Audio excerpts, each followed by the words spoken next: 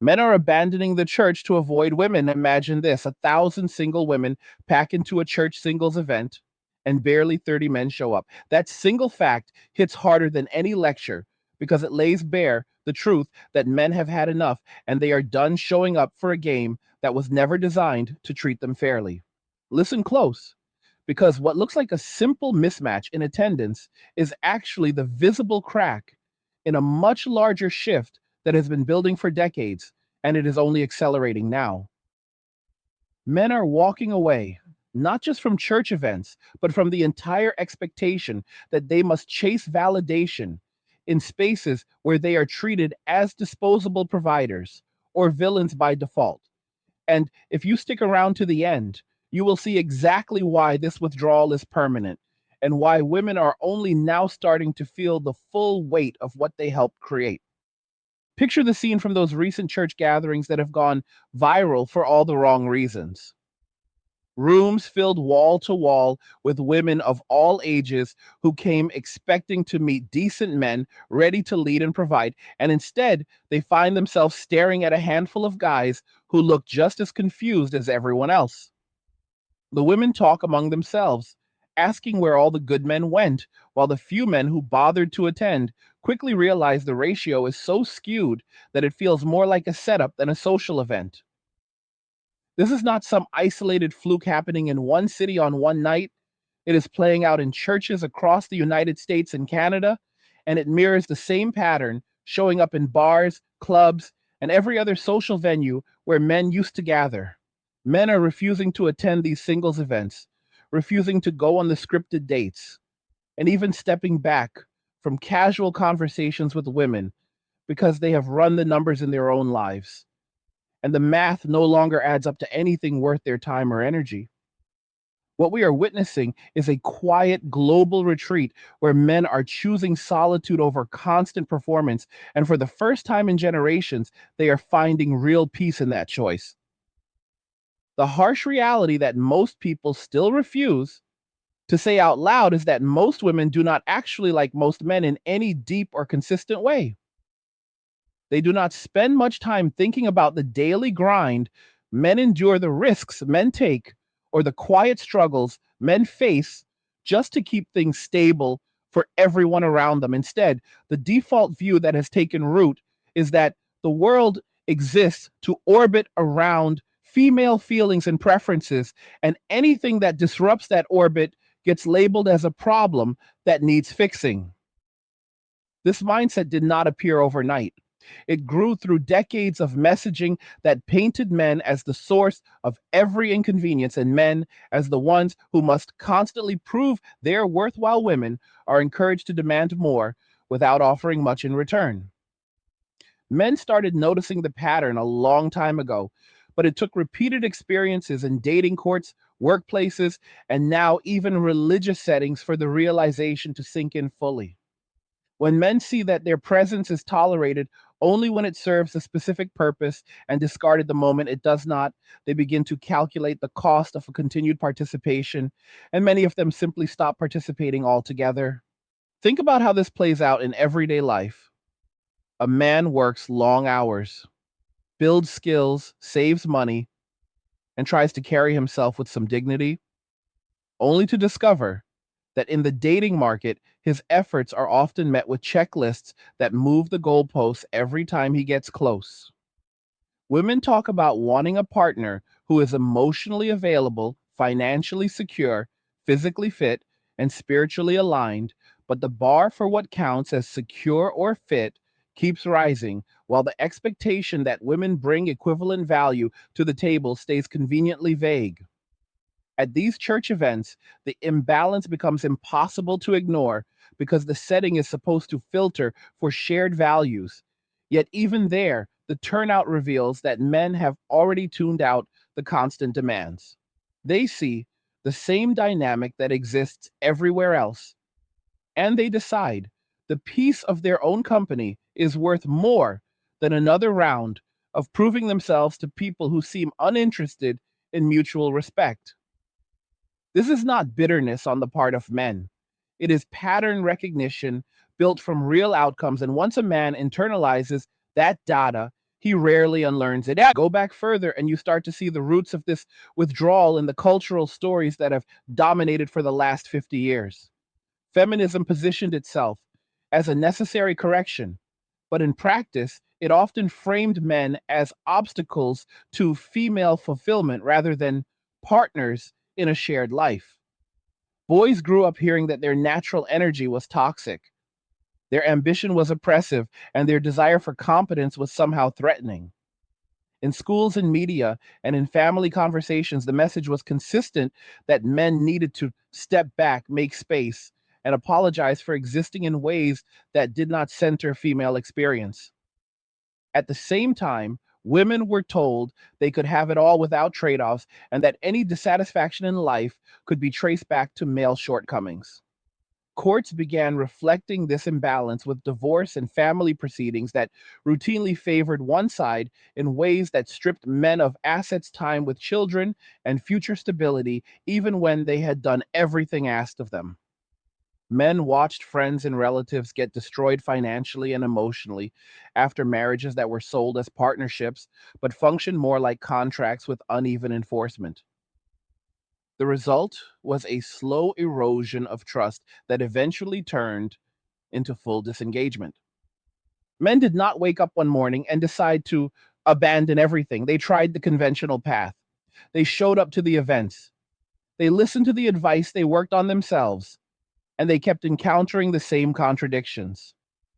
Women would say they wanted a good man, but their actions and social circles rewarded traits that had little to do with character or reliability. Terms like manspreading entered the lexicon as ways to police normal male behavior in public spaces, turning everyday posture into evidence of some deeper flaw. Smartphones turned every minor interaction into potential viral content where a man could be recorded and labeled without context or due process. Dating apps amplified the worst incentives by allowing women to filter for the top fraction of men, while most men received little to no meaningful engagement. Even when men paid for dates or invested time, the reciprocity was often missing, and the conversation quickly shifted to what else the man could provide rather than what the two people might build together. After enough cycles of this treatment, men began to see the game for what it was, and they quietly folded their cards. This brings us to the deeper layer that many men are now confronting, which goes beyond surface level dating frustrations. Understanding modern female behavior requires looking past optimistic assumptions and facing the raw mechanics that drive decisions. For a long time, the common advice was that women simply had different priorities or responded to different signals, but repeated observation shows something more consistent and less flattering. Women as a group tend to operate from a place where their immediate emotional state shapes reality more than abstract principles of fairness or long term consequences. This is not an accusation of malice in every individual case, but a recognition of how incentives and psychology align when there are few built in checks. When emotions drive the framework, accountability becomes optional because feelings can always be reframed to justify outcomes. Men who have studied history, philosophy, and their own lived experiences are reaching for stronger explanations because the softer ones keep failing to predict what actually happens in relationships and society. One thinker who cut through the noise centuries ago was Arthur Schopenhauer. In his essay on women, he laid out observations that were uncomfortable, even in his time, and they remain provocative today because they align so closely with patterns men keep rediscovering. He described women as functioning more like perpetual children in certain respects, not as an insult, but as a structural reality shaped by biology and role. He noted their focus on the immediate, the relational, and the practical over grand abstract systems of justice or creative genius. Schopenhauer argued that nature equipped women for roles centered on early child rearing and social cohesion, rather than the heavier intellectual or physical labors that define much of male contribution. He rejected the romantic idealization of women that had become fashionable in his culture, calling it a kind of cultural stupidity that ignored observable differences. Instead, he saw monogamy as somewhat unnatural for the species and viewed the elevation of women beyond their complementary functions as a distortion that would create instability. His tone was pessimistic and his conclusions dark, but the core insight was that pretending men and women were interchangeable or that one side carried no inherent limitations would lead to disappointment on a civilizational scale. Men today are rediscovering Schopenhauer not because they enjoy pessimism, but because his framework explains outcomes better than the prevailing narrative. When men apply pattern recognition to dating, church events, workplaces, and family law, they see the same threads. Women push boundaries, test limits, and avoid ownership of consequences in ways that feel instinctive rather than calculated. Feminism amplified these tendencies by removing traditional guardrails and framing any criticism as hatred rather than feedback. Movements like Me Too, while addressing real wrongs, also created environments where accusation alone carried enormous power and due process became secondary. Men learned that their reputations, careers, and freedom could be damaged with minimal evidence and maximal social amplification. In response, they stopped putting themselves in vulnerable positions. They stopped approaching in public. They stopped investing heavily in uncertain relationships, and they stopped attending events where the deck appeared stacked. The church singles scene, with its 1,000 to 30 ratio, is simply the latest visible proof that the withdrawal is real and widespread. What makes this moment different from past generations is the scale and the speed of male adaptation. Men have access to information like never before. They see the stories from other men in real time. They compare notes on divorce outcomes, on false accusations, on financial exploitation, and on the emotional labor of trying to maintain peace with partners who seem wired for constant drama. They notice that women often create chaos as a way to generate attention and validation, then blame men for failing to resolve it perfectly. The phrase about being the table gets thrown around as if female presence alone constitutes contribution, while men are still expected to bring resources, protection, and emotional regulation. Once men internalize that dynamic, the appeal of traditional pairing drops sharply. They realize that solitude is not the same as loneliness. A man who accepts himself, who builds his own routines, who focuses on health competence and quiet enjoyment, discovers a level of freedom that constant negotiation with incompatible expectations never provided. This shift is visible far beyond dating.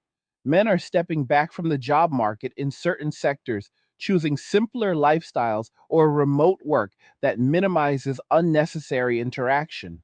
They are leaving bars and clubs because the cost benefit no longer favors spending money to compete for attention that feels transactional.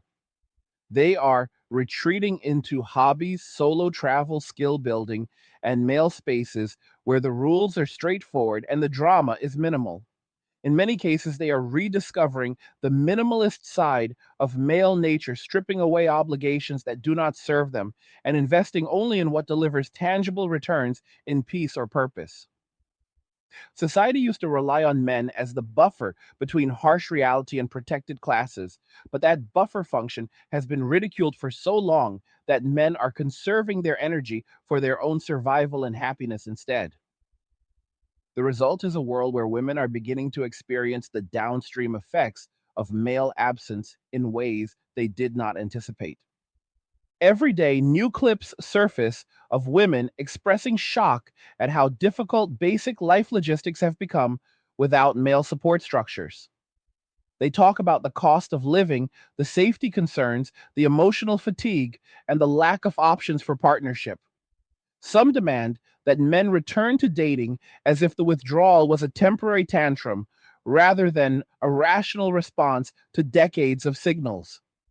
Others post videos begging for attention or linking payment apps as though financial extraction can substitute for mutual respect. Men watch these and reinforce their decision because the pattern is clear. When men provided, women often criticize the provision as insufficient or controlling. When men withdraw, the complaint shifts to abandonment. The common thread is that responsibility rarely lands on the side demanding more. Men have learned to trust observable behavior over words, and the observable behavior shows a consistent mismatch between stated desires and actual incentives. The black pill perspective that more men are adopting does not come from hatred. It comes from stripping away the hopeful filters that the red pill partially challenged but did not fully dismantle. The red pill taught men that female attraction operates on different criteria than egalitarian friendship. The black pill goes further by acknowledging the darker undercurrents of entitlement, avoidance of accountability, and emotional prioritization that can lead to destructive outcomes when left unchecked. It aligns with Schopenhauer because it accepts that biology and psychology create default settings that culture can guide but never fully erase. Men who reach this understanding stop expecting women to operate like logical partners in a neutral system. They accept that feelings will often override reason, and they adjust their own strategy accordingly by minimizing exposure to situations where those feelings can impose unreciprocated costs. This is the sobering part that many still want to deny. Men walking away is not a phase. It is a logical adaptation to an environment that has devalued male contribution while inflating expectations. Churches that once served as stable community anchors are now experiencing the same imbalance as secular spaces because the underlying attitudes have seeped into every institution. Women who show up in large numbers expecting men to fill the traditional role of pursuer and protector find empty seats instead. The few men present quickly sense the pressure and either disengage or realize the pool of compatible partners does not match the hype. Over time, this creates a feedback loop where fewer men attend, fewer positive experiences occur, and the reputation of such events worsens. The same dynamic is killing nightlife in cities around the world. Clubs that relied on male spending to stay open are closing because men would rather keep their money and their peace than chase validation in environments that treat them as walking wallets or threats. Men are not disappearing into nothing. They are redirecting their focus toward self mastery and low drama living. They lift weights, they learn trades, they build small businesses, they game, they read, they travel light, and they cultivate friendships with other men who understand the score. Luxury for them often looks minimalist because men do not need constant external stimulation to feel content. A paid off car, a functional home, a few reliable hobbies, and control over their own time add up to a form of quiet wealth that no amount of social approval can replace. They have made peace with the fact that being alone does not mean being incomplete. In many ways, they are rediscovering an older masculine archetype that existed before the modern expectation that men must orbit female validation to be considered whole. Women, on the other side, are confronting a reality they helped shape but did not fully foresee. The rhetoric of independence and empowerment sounded liberating until the practical consequences arrived. When men stopped competing for attention, stopped overpaying for dates, stopped tolerating disrespect, and stopped risking everything. In family courts, the market for traditional relationships contracts sharply. Some women respond with anger, blaming men for not manning up. Others begin the slow process of self reflection, but the cultural momentum still pushes against honest admission. The videos of women at these lopsided events captured the confusion in real time. They expected a certain script and instead found themselves in an auditorium full of mirrors showing the same story repeated across the country. The question, where are the men, becomes more urgent with each passing year. But the answers that point back to female behavior and societal incentives remain uncomfortable to voice. The truth is that men have always shouldered the heavier load in protecting, providing, and enduring. They buffered women from the raw edges of existence, whether in war, in labor, or in daily risk. That role was never perfect, but it was functional for generations. When that contribution began to be reframed as oppression rather than sacrifice, the incentive structure collapsed. Men looked at the new rules. Guys, if you think you've missed the boat on Bitcoin, think again. The crypto world is exploding with new opportunities. And while Bitcoin has already made its millionaires, there's still a chance for you to get in early on the next big wave. I've put together an exclusive guide on 4 altcoins that could change the game and change your financial future. These aren't just hype coins. These are real projects with groundbreaking technology and massive upside potential. This is your chance to get in before they hit the mainstream. But listen, crypto isn't just about getting rich, it's about freedom. Freedom from traditional banks, freedom from government controlled money, and freedom to take back control of your life. That's why I created Angry's Crypto Academy.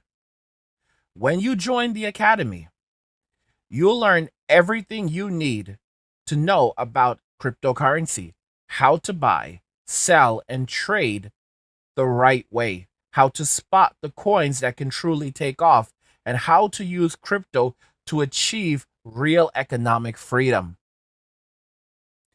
And here's the best part. When you subscribe, you'll get a free copy of my crypto blueprint. This is packed with valuable tips and strategies to help you get started, and it's yours just for joining. The link is in the description below. Don't wait around and miss another opportunity like Bitcoin. Those who act now will be the ones who win big. So if you're ready to take back control of your finances and start your journey to freedom, join Angry's Crypto Academy today. Let's make it happen. And decided the return on investment was too low. They are not angry in the destructive sense. They are resolved. They have seen enough divorces, enough false claims, enough public shaming, enough financial extraction, and enough emotional one sidedness to conclude that solitude offers a better default setting. Being alone allows them to rest without constant performance. It lets them keep their resources, build their strength, and avoid the chaos that often follows when incompatible expectations collide. This retreat is happening across demographics and borders in the United States and Canada. The church events are the canary in the coal mine because even faith based communities that emphasize traditional values cannot escape the broader cultural current. Men who once attended to meet like minded women now stay home knowing the odds and the likely dynamics. They focus on their faith privately or in smaller male groups where the conversation stays grounded. The same pattern appears in secular spaces where clubs that used to thrive on male patronage sit half empty. Men would rather invest in personal projects or simple pleasures than spend on overpriced drinks hoping for a conversation that does not devolve into entitlement or testing. The global nature of the shift suggests it is not tied to one economy or one religion. It is a human response to misaligned incentives that have been decades in the making. As this continues, the downstream effects will become harder to ignore. Societies that lose broad male participation in family formation and community building face real structural challenges. Birth rates decline. Social cohesion phrase and the burden of maintaining institutions falls on fewer willing shoulders. Women who once counted on male provision and protection as a given are learning that those things were never automatic. They required men to see value in the exchange. When that value disappears, so does the exchange. Men are thriving in their own lane, not because they hate women, but because they finally prioritize their own preservation and peace. They keep their money, they guard their time, and they invest in the things that return stability rather than drama. The women demanding men return are missing the central point. Men did not leave because they were defeated. They left because they won the internal battle of deciding what their life is worth. They looked at the cost of continued engagement and chose a different path. That choice is spreading because each man who makes it models the possibility for others. The church with 1,000 women and 30 men is not an anomaly. It is a preview. The bars with more staff than patrons are not dying from bad management alone. They are dying from male disinterest. The dating market, with its lopsided apps and events, is reflecting the same reality. Men have seen the script and they have stopped reading lines written by people who never had their best interests at heart. This is the wake up that cuts through the noise. Men are not coming back under the old terms. They have rewritten the contract in favor of their own sanity, and no amount of shaming or pleading will undo the pattern recognition that got them there. Women who want different outcomes will have to confront the behaviors and cultural messages that drove men away in the first place. That confrontation is difficult because it requires admitting that feelings alone do not build functional societies or relationships. Logic, consequences, and mutual accountability do. Until that shift happens, the withdrawal will deepen, and the solitude that men are finding will look increasingly attractive to more of them. The stories keep coming in. Another event, another city, another room full of women wondering why the men stayed home. The explanations range from blaming toxic masculinity to claiming economic pressures, but the simplest truth is the one most avoided. Men evaluated the deal and walked away. They found that peace was cheaper and more reliable than the alternative. They learned to enjoy their own company without needing external drama to feel alive. In doing so, they exposed the fragility of a system that relied on male willingness to endure one sided conditions. That system is cracking, and the pieces are falling in ways that reveal how much was taken for granted. Men who have made this transition describe a profound sense of relief. The constant mental load of trying to decode mixed signals, of performing for approval, of risking everything for uncertain returns simply evaporates. They sleep better, they focus sharper, and they laugh more genuinely with friends who get it. Minimalism comes naturally because men have always been wired to shed unnecessary weight when the mission requires clarity. The mission now is self preservation and quiet strength rather than endless rescue or provision for those who resent the rescuer. This is not retreat and defeat. It is strategic repositioning toward higher ground where the terrain favors those who refuse to play rigged games. The church scene brings the irony into sharp focus because religion traditionally offered a framework for complementary roles and mutual sacrifice. When even those spaces show the same imbalance, the cultural penetration of modern attitudes becomes obvious. Women still show up in force, drawn by the hope of finding a man who fits the ideal. Men show up in tiny numbers because they have concluded that the ideal is rarely matched by reality and the risks outweigh the rewards.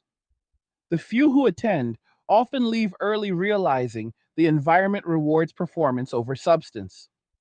The larger story is that men are applying the same calculus everywhere. They trust their eyes and their lived experience over promises that have proven hollow too many times.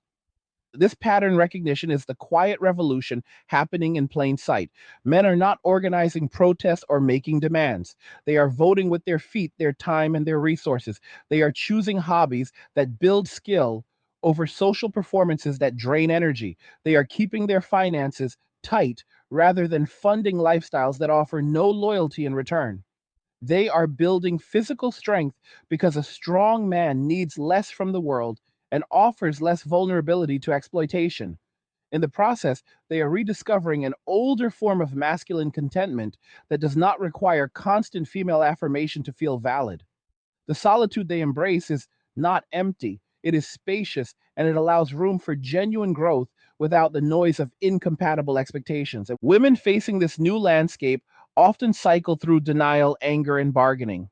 Some double down on the idea that men are the problem and must be reformed. Others sense that something fundamental has changed and begin to adjust their own approach, but the window for easy correction is closing.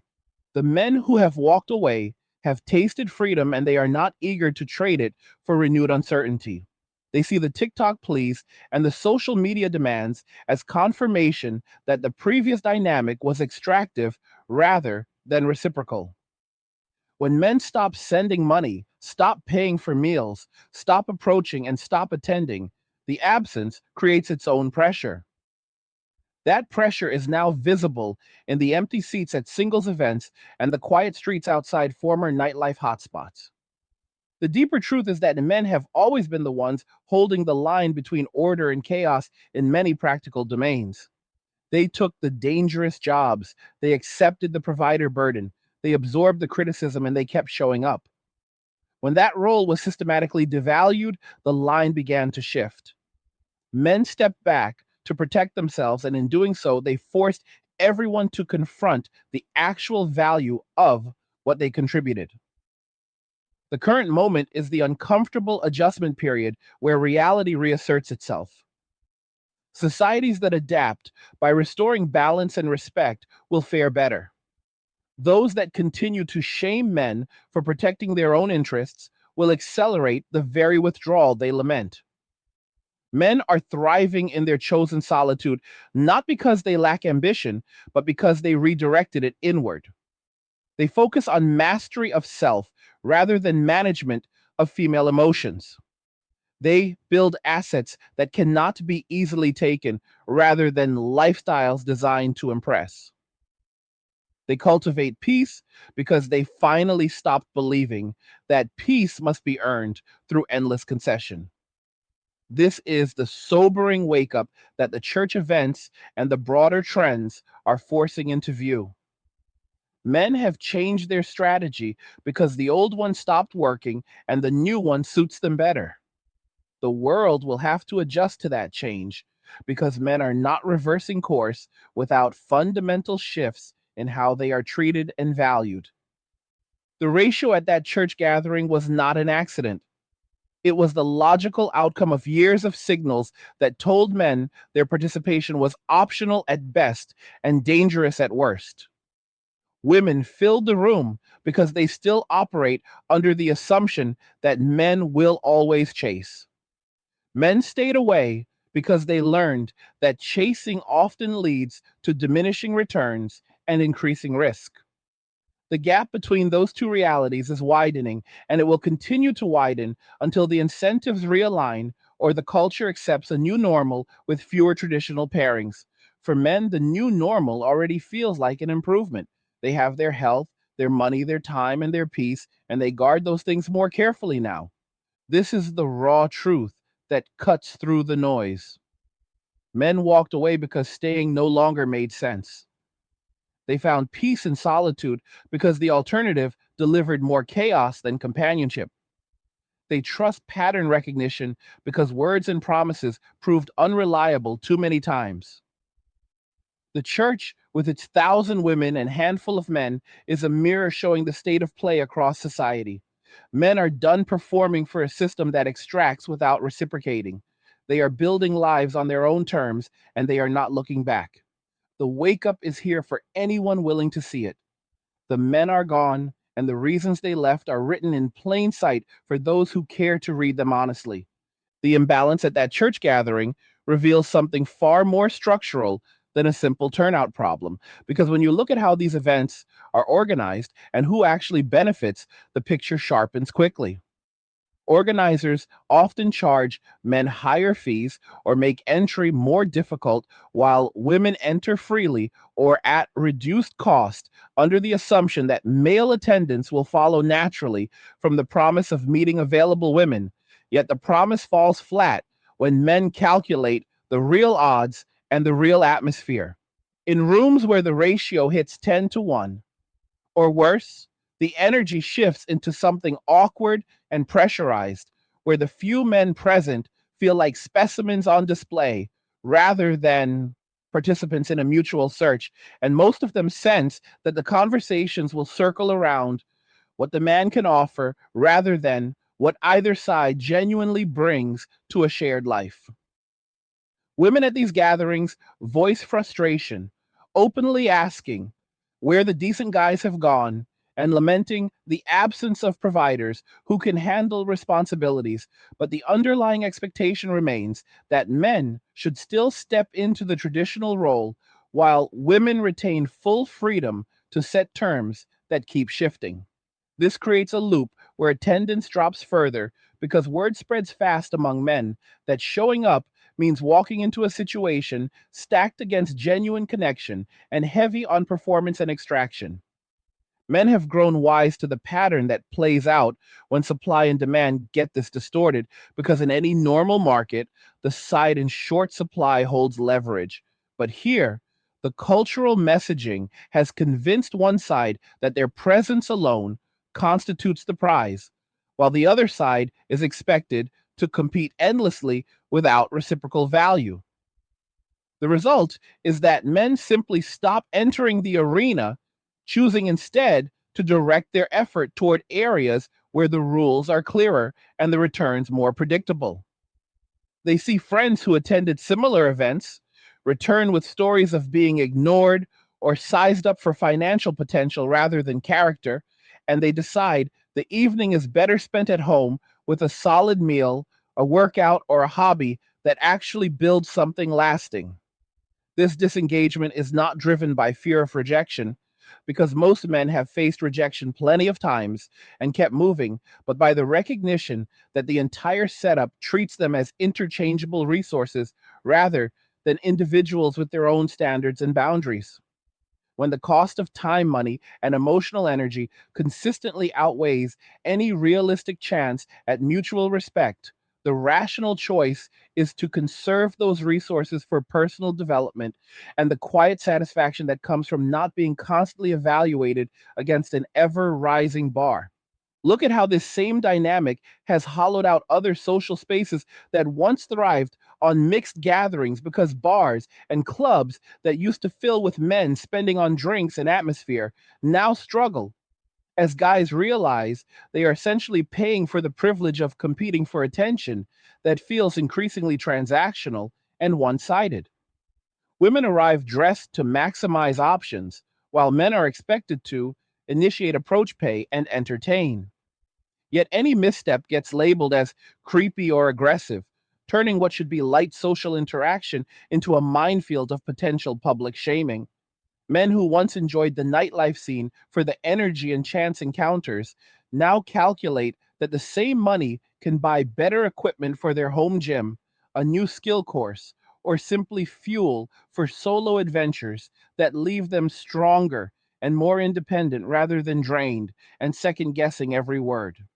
The venues themselves feel the pinch as male spending dries up and the crowds thin to the point where staff outnumber patrons on slow nights, confirming that the withdrawal is measurable and not just anecdotal. This is men applying basic economics to their social lives, realizing that when the product on offer delivers more hassle than happiness, the smart move is to take their business elsewhere, and that elsewhere is often the comfort of their own space, where no one demands they perform or prove their worth hourly. The deeper current running through all of this is the way modern attitudes have reframed male nature itself as something that requires constant correction and suspicion, rather than something that built the stability women now miss when it recedes. Boys grow up hearing that their drive to compete, to achieve, and to protect is inherently suspect, while girls are encouraged to see any boundary or standard from men as oppression. This messaging seeps into every institution, including those that once emphasized personal responsibility and complementary strengths. In religious settings that traditionally promoted marriage and family, the same undercurrents appear when events designed to bring people together end up highlighting the disconnect between stated values and lived incentives. Men who hold to traditional ideas of leadership and provision sense that those qualities are desired only in theory, while in practice they come with heavy risks of being taken for granted or discarded when feelings change. They watch how quickly conversations turn to demands for financial security, emotional labor, and lifestyle support without equivalent discussion of what the woman offers beyond her presence. And they decide the exchange no longer merits their investment. The solitude they choose instead allows them to live according to their own code without the constant negotiation that drains motivation and trust. This retreat extends into the broader economy where men are quietly reducing their participation in high stress, high demand roles that once defined provider status because they see the downstream costs in family courts and social expectations that treat their earnings as communal property rather than personal achievement. A man who works overtime, builds savings, and maintains discipline finds that in the event of relationship breakdown, those assets become leverage for extraction, while his time with any future children can be limited regardless of his conduct. The stories circulate constantly of guys who did everything right only to lose half or more in proceedings that prioritize one side's feelings over objective contribution. Over time, this knowledge shapes decisions at the career level where men opt for roles with better work life balance or even step back from promotions that would increase visibility and risk without guaranteeing stability. They focus on skills that provide independence, such as trades remote work or small scale entrepreneurship that let them control their schedule and keep more of what they earn. The result is a slow rebalancing where men protect their output rather than offering it freely into systems that have demonstrated uneven enforcement, and this protection looks like withdrawal to those who benefited from the previous arrangement. Women experiencing the effects of this shift often express genuine confusion and anger because the narrative they absorbed told them that men would always pursue and provide as a default setting, and that any problems could be solved by demanding more equality or accountability from the male side. When men stop pursuing the complaints, shift to accusations of laziness or immaturity, ignoring the observable data that men are working, building, and improving, but directing those efforts inward or toward male aligned goals rather than toward relationships that feel like high risk, low reward ventures.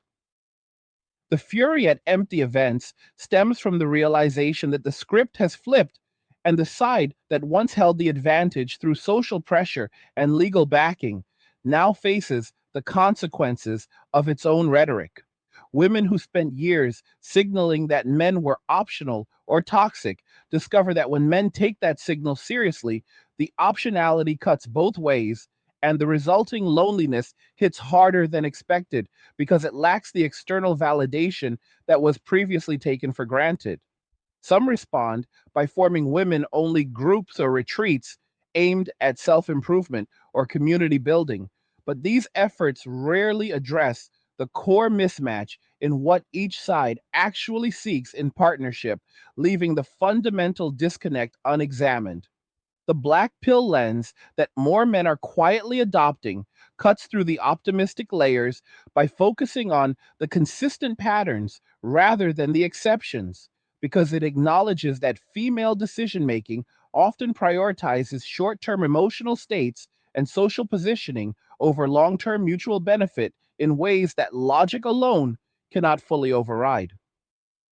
This is not a claim that every woman operates with malice, but a recognition that without strong cultural guardrails, the default tendencies lead to testing boundaries, avoiding full ownership of outcomes, and reframing situations to maintain a sense of victimhood or superiority. Men who have cycled through enough experiences see that words about partnership frequently give way to actions centered on what the man can supply, whether resources, attention, or emotional regulation. And when that supply meets resistance or criticism, the dynamic sours predictably.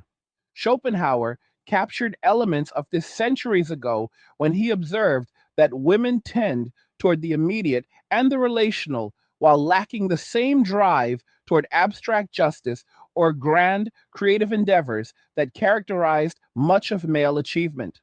His view was pessimistic, yet grounded in the biology and social roles of his era and modern data from dating outcomes.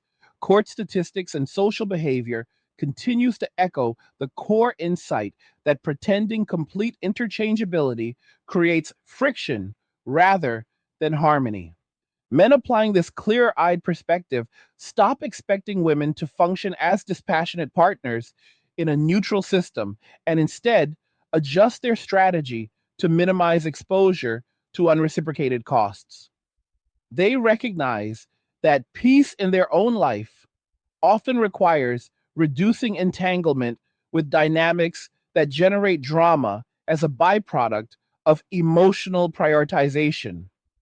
This leads to the minimalist lifestyle many adopt, where they shed obligations that do not serve their well being and focus resources on health competence and simple enjoyments that deliver reliable satisfaction. A man who masters his body through consistent training, his mind through reading or learning, and his finances through disciplined saving discovers a form of self sufficiency that feels empowering rather than isolating. He no longer needs to chase validation through social performance because his worth is no longer tied to external approval or provision for others. This internal shift is what allows the withdrawal to feel like liberation instead of defeat, and it spreads as each man who experiences it shares the observable improvement in his daily existence with those around him. The societal level consequences are beginning to surface in measurable ways as fewer men participate in the traditional pathways of family formation and community leadership that once stabilized entire cultures. Birth rates continue their decline in developed nations, partly because men see the legal and financial risks of fatherhood under current family law structures and choose not to roll the dice. Workplaces notice the quiet exodus from certain high commitment roles as men prioritize balance over status that can be weaponized against them later. Even religious institutions that emphasize marriage and procreation find their young male membership thinning because the promised rewards feel mismatched against the documented pitfalls. Women who once counted on the buffer of male effort and protection are left navigating higher costs for safety housing and emotional support without the default support network that previous generations took for granted. The demands for men to return to dating or church events carry an undertone of entitlement that further reinforces male resolve because they sound like calls to resume a one sided contract rather than genuine invitations to mutual respect and shared responsibility. This is the raw mechanics at work, and it explains why the ratio at that church event was not a surprise to men who have been paying attention, but a confirmation of trends visible for years. Men have listened to the signals sent through media education and policy, and they have concluded that their best interests lie in self direction rather than continued investment in systems that treat them as default villains or resources. They see through the complaints about no good men left because the definition of good keeps expanding to include financial perfection, emotional perfection, and lifestyle perfection, while the expectation that women bring comparable discipline or contribution remains vague or optional. In response, they build lives that do not depend on meeting those moving targets, choosing instead the steady progress of personal mastery and the freedom that comes from not constantly decoding mixed messages or managing someone else's emotional landscape. The peace they find is not passive withdrawal, but active construction of a reality where their energy returns value to themselves, first and foremost. As this pattern accelerates, the gap between expectations and reality widens, creating more visible friction in public discourse where women express shock at male absence while men respond with indifference born of hard earned clarity. The fury at singles events where men simply do not appear stems from the collision between a worldview that assumed perpetual male pursuit and the lived experience that pursuit has become so optional for those who calculate the cost accurately. Men are not protesting with signs or demands. They are simply living differently, conserving their resources and redirecting their ambition toward goals that align with their nature rather than against it. This quiet revolution does not require coordination because the incentives realign individually through pattern recognition and personal outcome data. Each man who opts for the gym, the workshop, the trail, or the quiet evening at home instead of the event with poor odds strengthens the collective shift by demonstrating that fulfillment does not depend on female validation or societal approval. The historical thread here connects back to periods when cultural ideals clashed with biological and psychological realities, leading to instability until adjustments occurred. Schopenhauer's observations, though blunt, served as an early warning that romantic idealization of women as inherently superior or equal in every domain ignored observable differences in temperament, focus, and capability that nature had shaped for complementary rather than identical roles. When societies push hard against those differences through policy and messaging, the pushback emerges not as loud rebellion, but as strategic disengagement from the areas most affected. Today, that disengagement looks like empty seats at gatherings designed to pair people up because men have decided the pairing carries more downside than upside under current conditions.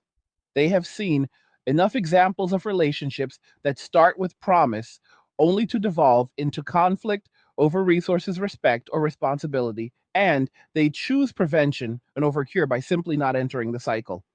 This choice feels sobering because it forces acknowledgement that the previous social contract relied heavily on male willingness to absorb costs, and that willingness has limits when the returns diminish and the risks compound. Women confronting this new landscape face difficult questions about what they actually bring to the table beyond the rhetoric of empowerment because when men stop competing for access, the market reveals true supply and demand in stark terms. The average woman who once benefited from broad male interest now finds that interest concentrated among fewer higher value men who have abundant options and little incentive to settle for baggage or entitlement. This leads to the frustration visible in event recaps where women outnumber men dramatically, yet still struggle to connect with those present because the standards applied to the few available guys remain elevated while self assessment stays lenient. The cycle perpetuates as organizers try new formats or themes, but the fundamental mismatch persists and men continue voting with their absence.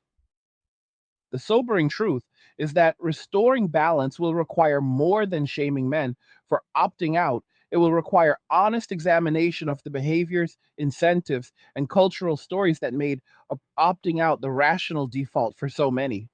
Men who have embraced this path describe a profound clarity that comes from no longer tying their happiness to outcomes they cannot control, such as female feelings or societal expectations.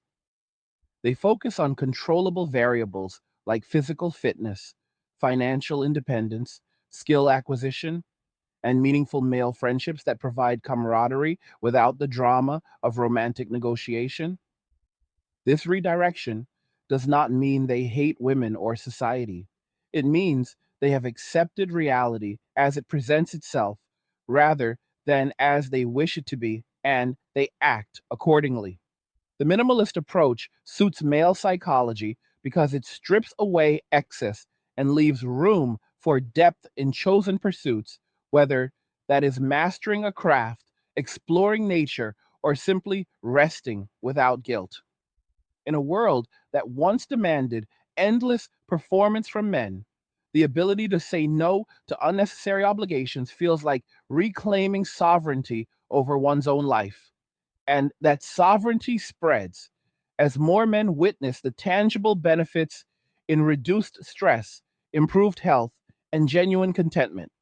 The global nature of this shift underscores that it transcends any single culture or economy because similar patterns appear wherever modern attitudes toward gender roles have taken hold, emphasizing female independence while retaining expectations of male provision and protection. In countries with strong legal biases in family matters, men reduce their commitment to marriage and children at rates that alarm demographers, yet surprise few who understand the incentive structure. In urban centers, nightlife and social scenes contract as men redirect spending toward personal assets or experiences that deliver direct value. Even in faith communities that promote traditional family, the attendance gap at singles focused events highlights the penetration of broader cultural currents that have eroded trust and raised perceived risks for men. The wake up call here is that ignoring these trends in favor of continued shaming or demands for men to man up only accelerates the very disengagement being lamented because each round of criticism reinforces the decision to prioritize self preservation over participation in unbalanced systems. This is the authoritative reality check that cuts through the surface complaints and gets to the core of why the men are not showing up and why they are unlikely to return under the old terms. Men have run the experiment in their own lives, and the data is conclusive that peace, solitude, and self focused growth deliver better outcomes than continued investment in dynamics that treat them as disposable or suspect. They have made peace with the fact that being alone does not equate to loneliness when the alternative involves constant emotional labor, unequal risk, and diminishing respect. The church events, with their dramatic imbalances, serve as public exhibits of this new equilibrium where women still arrive expecting the traditional script, while men have already rewritten theirs in favor of autonomy and realism. The fury and confusion on one side meet the calm indifference on the other, and the gap between them defines the current moment in gender relations. Men are thriving in their chosen lane, not despite the withdrawal, but because of it. And the world will continue adjusting to that fact, whether acknowledged openly or not. The stories from these events keep reinforcing the same lesson that when men stop showing up, the vacuum exposes how much of the previous social fabric depended on their voluntary participation rather than coercion or innate duty. Women who demand men return without addressing the reasons for their departure miss the opportunity for genuine course correction and instead deepen the resolve of those who have already stepped back. Men, on their part, are not waiting for permission or approval. They are living the change daily by focusing on what builds them up rather than what tears them down through mismatched expectations. This creates a feedback loop where male success in solitude inspires more men to try the same path, and female frustration highlights the depth of the shift without reversing it. The sobering part is that reversal would require fundamental changes in accountability standards, legal fairness, and cultural narratives that currently favor short term feelings over long term stability. And few signs point to those changes happening quickly. In the end, the men who walked away did so because staying no longer aligned with their observed reality and their internal sense of self worth. They chose the path that allows them to wake up without dread of court dates, financial loss, or emotional exhaustion, and they are building routines that sustain that freedom. The empty chairs at singles events are not a call for men to fill them again under the same conditions, but a mirror showing what happens when incentives misalign for too long. Men have aligned their actions with truth as they see it, and that truth is straightforward once you strip away the hopeful filters. They are done with the games, the demands, and the one sided contracts, and they are finding that life on their own terms carries a quiet strength that no amount of external pressure can diminish. This is the wake up that keeps unfolding in plain sight, and the longer it is denied, the more permanent the separation becomes between those who adapt and those who cling to outdated expectations. The financial barriers built into many of these gatherings add another layer that men notice immediately because organizers frequently charge men for entry or require payment for premium access while allowing women in at little or no cost under the idea that male presence will balance things out, yet that assumption collapses when men weigh the expense against the probable return and decide the math favors staying home with a home cooked meal or investing in equipment that improves their own capabilities instead. A man who works hard to cover his bills and build some cushion sees no logic in dropping money on an event where the odds sit heavily against meaningful connection, and the atmosphere often turns into a competition that rewards superficial traits over steady character. Women at these nights sometimes voice surprise at the low turnout, but rarely connect it to the entry policies or the unspoken expectation that men should subsidize the experience while facing rejection in high volume. The result is that word travels through male networks that these setups function more like filtered environments designed to maximize female options at minimal cost to them. And men respond by simply declining the invitation, preserving their resources for pursuits that deliver direct personal benefit rather than vague communal hopes. Legal frameworks surrounding family and relationships compound this hesitation in ways that reach far beyond any single event because men observe how dissolution of partnerships frequently leaves one side bearing disproportionate long term burdens, even when both entered with good intentions. Stories circulate of guys who maintained steady employment, avoided major conflicts, and still ended up losing significant portions of their accumulated assets along with regular access to children because proceedings prioritize immediate emotional considerations over balanced contribution histories. This knowledge sits in the background, shaping decisions long before any church mixer or dating night, because a man contemplating deeper involvement calculates not just the present compatibility, but the potential future exposure under systems that have demonstrated uneven enforcement. He sees friends or acquaintances navigate years of payments and restrictions after separations that were initiated for reasons ranging from changing feelings to external influences, and he internalizes the lesson that commitment carries asymmetric risks that no amount of personal virtue fully neutralizes. The quiet choice to avoid such exposure entirely starts to look like prudent self management rather than avoidance of responsibility, and that calculation spreads as more men reach similar conclusions through direct observation or shared accounts.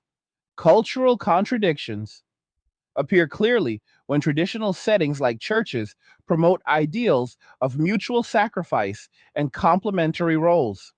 Yet the practical environment at singles focused gatherings reflects the same entitlement dynamics found in secular spaces where one side arrives with extensive lists of requirements while offering limited reciprocal standards. Women often express desires for partners who exceed them in height, income stability, and emotional maturity as baseline expectations, while framing their own presence and personal growth as sufficient contribution to the equation.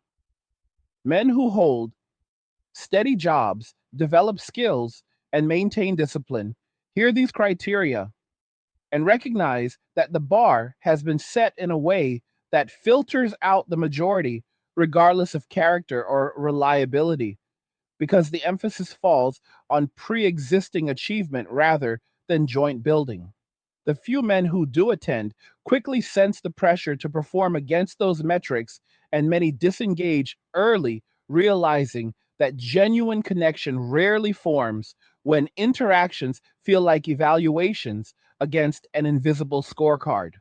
This mismatch creates frustration on both sides, but the underlying cause traces back to messaging that encouraged women to aim high without equivalent emphasis on self assessment or compromise, leading to events where supply and demand exist in parallel universes that rarely intersect productively.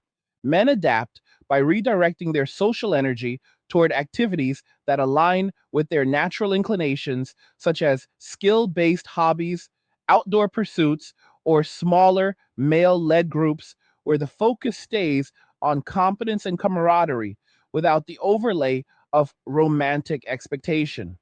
A guy who spends his evenings at the range, the trail, or a workshop finds satisfaction in measurable progress and reliable company that does not require constant decoding of signals or management of shifting moods.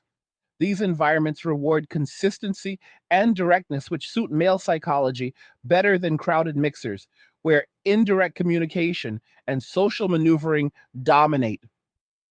Women sometimes interpret this preference as disinterest in connection altogether, missing that men still value companionship but now seek it on terms that minimize unnecessary friction and maximize tangible returns. The clubs that once relied on male spending for viability now face closures or reduced hours because the calculation has shifted, and men would rather allocate those funds toward tools, vehicles, or experiences that enhance their independence instead of subsidizing venues that deliver diminishing social value. This economic signal reinforces the broader withdrawal because each closed spot or empty night confirms that the previous model depended heavily on male willingness to participate under conditions that no longer feel equitable.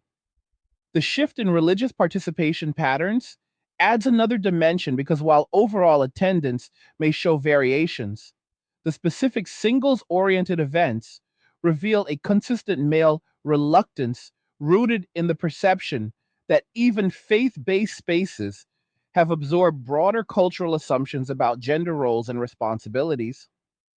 Men who maintain personal convictions often prefer private practice or smaller gatherings where discussions stay grounded in principle rather than performance, and where the risk of being viewed primarily as a potential provider remains low. They notice how some congregations emphasize support for certain family structures while downplaying the challenges men face in maintaining those structures under contemporary conditions, leading to a sense that their specific burdens receive less airtime than female concerns. This does not mean men abandon belief, but that they compartmentalize their spiritual life away from environments that feel tilted toward one set of experiences. The result is that large singles events in church settings end up with heavy female majorities because the men who might otherwise attend have already concluded that the format offers limited upside compared to the potential for awkward dynamics or reinforced feelings of being secondary in the social hierarchy of the group. Women confronting the empty seats and sparse male turnout frequently cycle through explanations that focus on external factors such as busyness or fear of commitment, while sidestepping the internal factors of elevated criteria and reduced emphasis on mutual contribution. At one gathering, attendees voiced preferences for partners who meet strict physical and financial thresholds as minimum requirements, framing these as reasonable standards rather than filters that shrink the pool dramatically. Organizers report difficulty recruiting men because previous participants warn others against attending, citing the combination of cost low success probability and the sense of entering a space where they function as scarce resources rather than equals. The fury that surfaces when men simply do not appear stems from the collision between expectation and reality, where the assumption was that sufficient numbers would always materialize to fulfill the demand. Yet the supply has adjusted based on lived outcomes and rational assessment. Men are not bluffing when they state a preference for solitude over repeated cycles of evaluation and potential extraction. They have simply updated their risk assessment and found the alternative more sustainable for long term well being. This recalibration extends into daily decision making, where men prioritize routines that build resilience and autonomy because they recognize that external validation through relationships carries volatility that self directed effort largely avoids. A man who masters his physical condition through disciplined training, develops mental clarity through focused learning, and secures his financial position through prudent choices, creates a foundation that does not depend on another person's fluctuating satisfaction levels. He experiences the satisfaction of incremental progress without the accompanying drama that often accompanies attempts at pairing under mismatched incentives. Women who observe this independence sometimes label it as immaturity or withdrawal from duty missing, that it represents a mature acceptance of personal limits and a deliberate choice to invest where returns are more predictable and controllable. The peace men describe comes not from absence of desire for connection, but from refusal to pursue it when the prevailing conditions stack probabilities against fair exchange and mutual respect. They have learned through pattern after pattern that observable actions reveal more than stated intentions, and they now govern their choices accordingly, choosing environments and activities that align with those observations. The broader societal adjustment unfolds gradually as institutions and norms confront the reality that male participation in traditional pathways was never guaranteed, but always contingent on perceived fairness and value. When that perception erodes, the participation drops, and downstream effects appear in everything from demographic trends to economic behaviors. Men who opt for simpler living arrangements focused on essentials rather than status symbols free up resources for personal growth or low stress enjoyment, and they report higher baseline contentment once the pressure to perform for approval recedes. This does not indicate lack of ambition, but redirected ambition toward goals that serve the self first and reduce vulnerability to systems that have shown capacity for one sided outcomes. Women facing prolonged singlehood or difficulty in forming stable partnerships begin to encounter the practical limits of independence rhetoric when daily logistics safety and long term planning reveal gaps that previous generations filled through complementary roles. The demands for men to re engage without corresponding changes in legal, cultural, or behavioral frameworks only highlight the disconnect because men have already internalized the data and adjusted their strategy to one of selective engagement and primary self reliance. Historical parallels show that when social contracts drift too far from biological and psychological realities, friction builds until recalibration occurs, either through conscious reform or through organic behavioral shifts like the one visible today. Thinkers who examined gender differences without modern filters often noted that nature shaped distinct strengths and tendencies that function best in complementary arrangements rather than forced equivalence. And when societies experiment with overriding those tendencies, unintended consequences accumulate. The current male preference for solitude and self mastery represents one such consequence where men protect their energy and output by limiting exposure to dynamics that generate more cost than benefit. They see the high volume of complaints about absent men alongside persistent high standards, and they conclude that the two cannot coexist indefinitely without one side making substantive adjustments. The church events serve as microcosms of this tension because the setting carries expectations of shared values, yet the turnout and interactions mirror the same imbalances found elsewhere, confirming that the underlying attitudes transcend specific locations or belief systems. Men who have settled into this new equilibrium describe a clarity that comes from no longer anchoring their sense of worth or daily mood to the approval or emotional state of potential partners. They pursue competence in chosen domains because the satisfaction derived feels authentic and sustainable compared to the uncertainty of navigating contradictory signals in mixed social settings. A guy who spends time honing a craft, exploring natural spaces, or maintaining strong physical condition builds a life that stands on its own merits without requiring constant external input to feel complete. This approach suits the minimalist tendency many men exhibit, where shedding unnecessary complications leaves room for depth and focus in what remains. Women sometimes view this as rejection of partnership altogether, when in truth, it represents rejection of unbalanced partnership and a deliberate pause until conditions change or personal standards align differently. The fury at low male attendance at singles nights arises partly from the realization that the previous abundance of options has contracted, and that contraction stems from cumulative experiences rather than temporary moods or economic cycles alone. The incentive realignment happening here carries implications for how communities and families form moving forward, because when one half of the population reduces investment in joint structures, the burden or the vacuum affects everyone involved.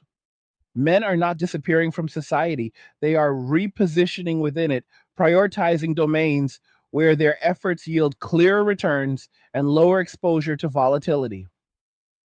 They maintain responsibilities in work and personal development while stepping back from areas where the rules feel rigged or the returns inconsistent. This creates space for those who adapt to thrive on their own terms. And it forces a reckoning for systems that assumed perpetual male engagement regardless of changing conditions.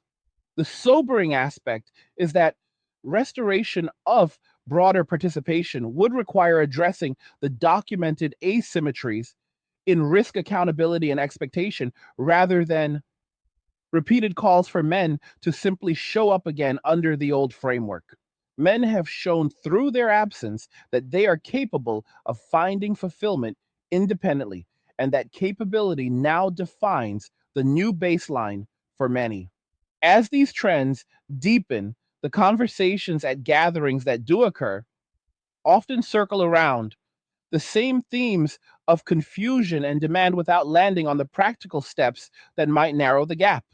Women express frustration at the lack of suitable partners while maintaining criteria that exclude the majority of available men, and organizers struggle to bridge the divide because the fundamental perceptions of value differ so sharply. Men, on their part, have largely moved past the stage of explaining their withdrawal and into the stage of living it, fully focusing energy on self improvement and selective interactions that do not compromise their peace or resources. The ratio at large events, whether in church halls or other venues, serves as a visible indicator of this divergence, where female turnout remains high, driven by hope or habit, while male turnout reflects calculated disinterest based on accumulated data. The wake up embedded in these scenes is that men have internalized the lessons from decades of shifting narratives, and they now act in accordance with what they observe rather than what they are told. That action looks like solitude and self direction for many, and it delivers results that reinforce the choice rather than undermine it. This pattern of quiet adaptation reveals a fundamental truth about human behavior under pressure, which is that when costs rise and benefits fall, rational actors adjust their level of involvement accordingly, and no amount of moralizing reverses the underlying arithmetic. Men have run their own cost benefit analyses across dating, social events, legal possibilities, and daily interactions, and the consistent outcome points toward greater self containment as the optimal strategy for preserving well being. They build lives that emphasize control over controllable variables such as health, finances, and personal standards, leaving less room for variables that introduce chaos or unreciprocated demands. The peace they report stems from this alignment between action and reality rather than from escapism or defeat. Women who encounter this new reality through empty seats or reduced pursuit face their own set of adjustments, and those who recognize the shift early may fare better than those who attribute it solely to external failings. The authoritative reality is that men have changed their approach because previous approaches stopped yielding sustainable returns. And the evidence of that change sits plainly in the turnout numbers and the broader behavioral trends. The long term trajectory suggests continued divergence unless substantive reforms address the root incentives that drove the withdrawal in the first place. Men are content to let the process unfold because their daily existence improves under the current strategy, and they see no compelling reason to revert without clear signals of changed conditions. They focus on mastery and minimalism because those paths deliver reliable satisfaction without the overhead of managing incompatible expectations or navigating systems with demonstrated biases. This represents not the end of connection, but the end of connection on terms that consistently disadvantaged one side. The sobering wake up call embedded in every lopsided event is that men have voted with their feet and their time, and the vote reflects a clear preference for autonomy over participation in unbalanced arrangements. As more men reach this conclusion independently, the collective impact reshapes social landscapes in ways that force acknowledgement of the underlying mechanics rather than surface complaints. The men are not coming back under the previous contract, and the new equilibrium favors those who adapt to observable reality over those who cling to outdated assumptions about perpetual supply and demand. The organizers of these singles nights often structure the entry process in ways that reveal the underlying assumption that men will absorb the costs while women receive the primary benefit of a large selection. Yet that model breaks down when men recognize they are essentially paying a cover charge to enter a high volume rejection environment where the majority of interactions end in polite disinterest or outright dismissal based on failing to meet preset physical or financial thresholds. A typical setup might see men covering ticket prices or suggested donations that fund the venue and refreshments, while women enter with minimal or no fee, creating an immediate financial asymmetry that feels like subsidizing your own screening process. Men who have attended past versions describe arriving to find the room dominated by women who scan the small male presence for those who check every box on height, income, and lifestyle criteria, leaving most guys standing around as background noise rather than active participants. The conversations that do happen frequently pivot quickly to questions about career stability or future plans that sound more like interviews for provider roles than genuine getting to know someone. And that dynamic drains the energy fast because it turns what should be social into transactional from the start. Men calculate that the same money spent on the ticket could instead cover a solid training session equipment upgrade or a quiet night building something useful, and they choose the option that leaves them ahead rather than depleted after another round of feeling evaluated and found wanting on metrics that ignore basic compatibility or shared effort. The psychology at play in these lopsided gatherings shows men responding to repeated cues that their role is to compete aggressively for limited attention while facing the real possibility of being compared unfavorably to an idealized standard that exists more in expectation than in the actual room. Women at the events often admit in candid moments that they hold out for partners who exceed them significantly in resources and presence, yet they express surprise when the turnout of such men remains tiny because the high value guys they seek have already assessed the scene and decided the probability of worthwhile connection does not justify the effort or exposure. This creates a self reinforcing cycle where the visible scarcity of men raises the pressure on those who do appear, leading to even quicker judgments and more rapid disengagement as guys sense the environment turning competitive and judgmental rather than welcoming. Organizers sometimes try adjusting formats with themed activities or icebreakers, but the core issue persists because the participants arrive with preconceived filters that prioritize checklist items over organic interaction, and men who have experienced this multiple times simply stop investing the time to test the waters again. The frustration that surfaces among the women when another night passes with minimal male presence stems from the gap between their anticipation of abundance and the reality that the men capable of meeting elevated standards have found better uses for their evenings elsewhere, leaving the room to function more as a social club for female friends than a genuine pairing opportunity.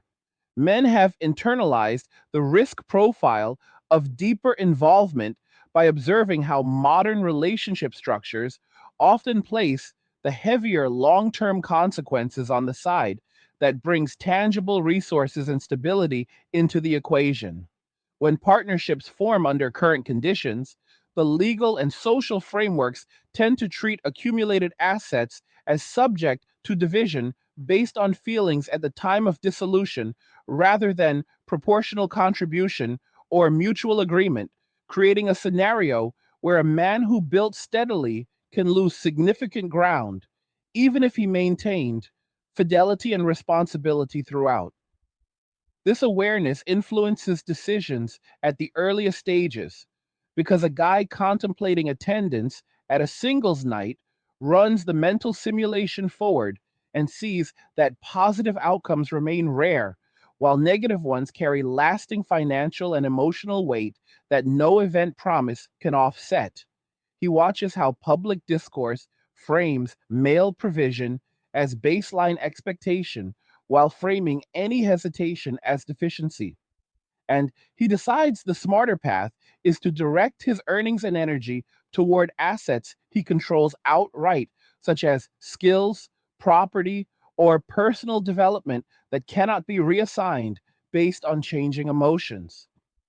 The solitude that follows feels clarifying because it removes the variable of uncertain future exposure, allowing him to plan with confidence rather than hedging against potential extraction or restriction down the line.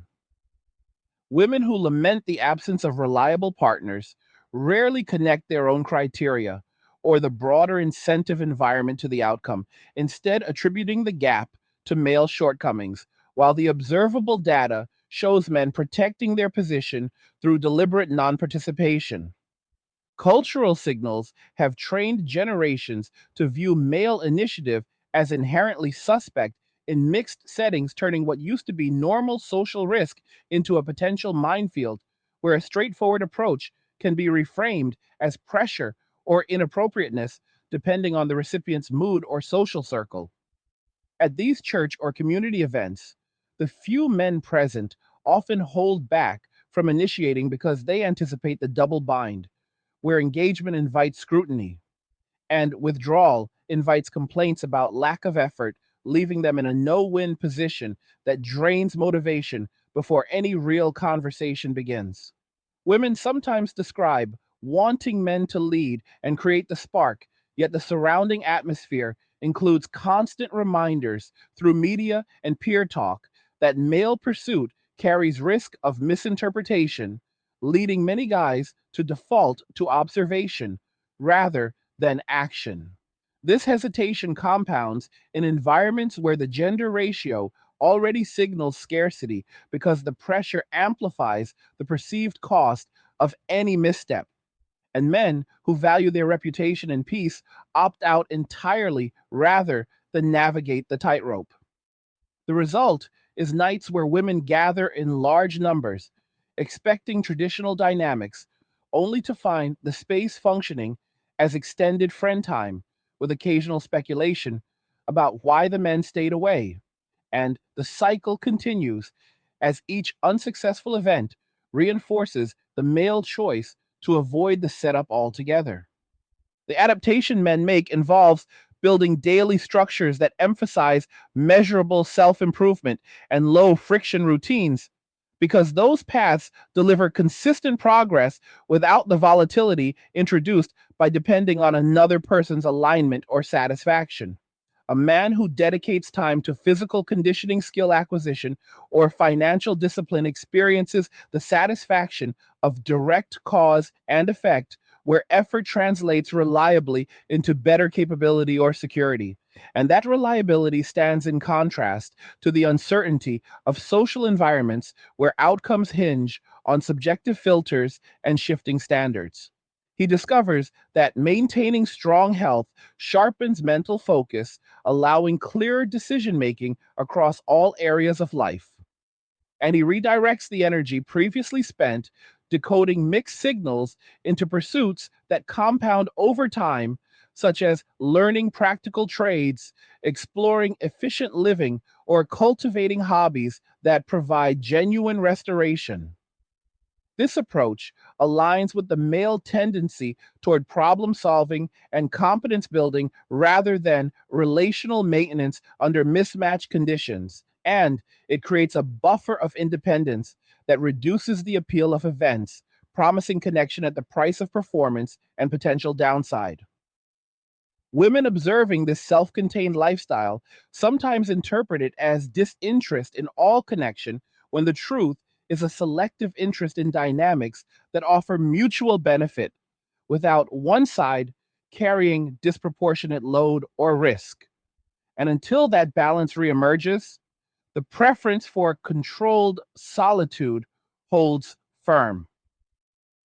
Broader patterns in community and institutional participation reflect the same logic, where men reduce presence in spaces that feel designed around female preferences and expectations, while increasing investment in areas that reward direct competence and personal agency. Faith based gatherings that once served as natural meeting points now show thinned male attendance at targeted singles functions because participants sense the same undercurrents of elevated demands and limited reciprocity that exist outside religious context, and they choose private practice or smaller aligned groups where the focus remains on principle and mutual support rather than filtered evaluation. The large events with heavy female turnout highlight how even settings meant to foster shared values absorb wider societal assumptions that frame men primarily through their utility potential, leading guys to conserve their involvement for context where their contributions receive balanced acknowledgement. This selective engagement does not signal rejection of community, but a realistic adjustment to environments that have tilted toward one set of experiences and concerns, leaving the other feeling secondary or burdened. The visible imbalance at these nights serves as public evidence that men have updated their participation criteria based on accumulated outcomes, and they now prioritize spaces and activities that align with sustainable returns over those that demand investment with uncertain or asymmetric payoff. The economic ripple from male withdrawal appears in the viability of venues and events that once depended on mixed crowds and male spending to sustain operations. Because when guys redirect their discretionary resources toward personal assets or low cost, high value routines, the demand for overpriced social experiences drops sharply, leaving organizers and businesses to confront thinner crowds and reduced revenue. Clubs and nightlife spots that built models around male patronage for drinks and atmosphere now face shortened hours or closures as men calculate that the same funds yield better results when applied to tools training or independent pursuits that enhance capability without the accompanying social overhead. Singles events follow the same trajectory, with organizers struggling to secure balanced attendance because men view the combination of cost, time, and probable rejection as a poor allocation compared to building their own foundation. And women end up in rooms that function more as extended social hours than effective pairing mechanisms. This market signal underscores the power of individual choices aggregated across many men who each decide independently that the previous model no longer justifies participation, and the resulting contraction forces a reckoning with the incentives that shaped the original imbalance. Women who express anger at the lack of male turnout often miss how their own collective standards and the surrounding cultural framing contributed to the reduced demand, because when the perceived value of engagement falls, the supply of willing participants contracts accordingly. Men who have settled into this recalibrated life report a steady sense of control that comes from aligning actions with observable realities rather than hopeful narratives about eventual balance or reform.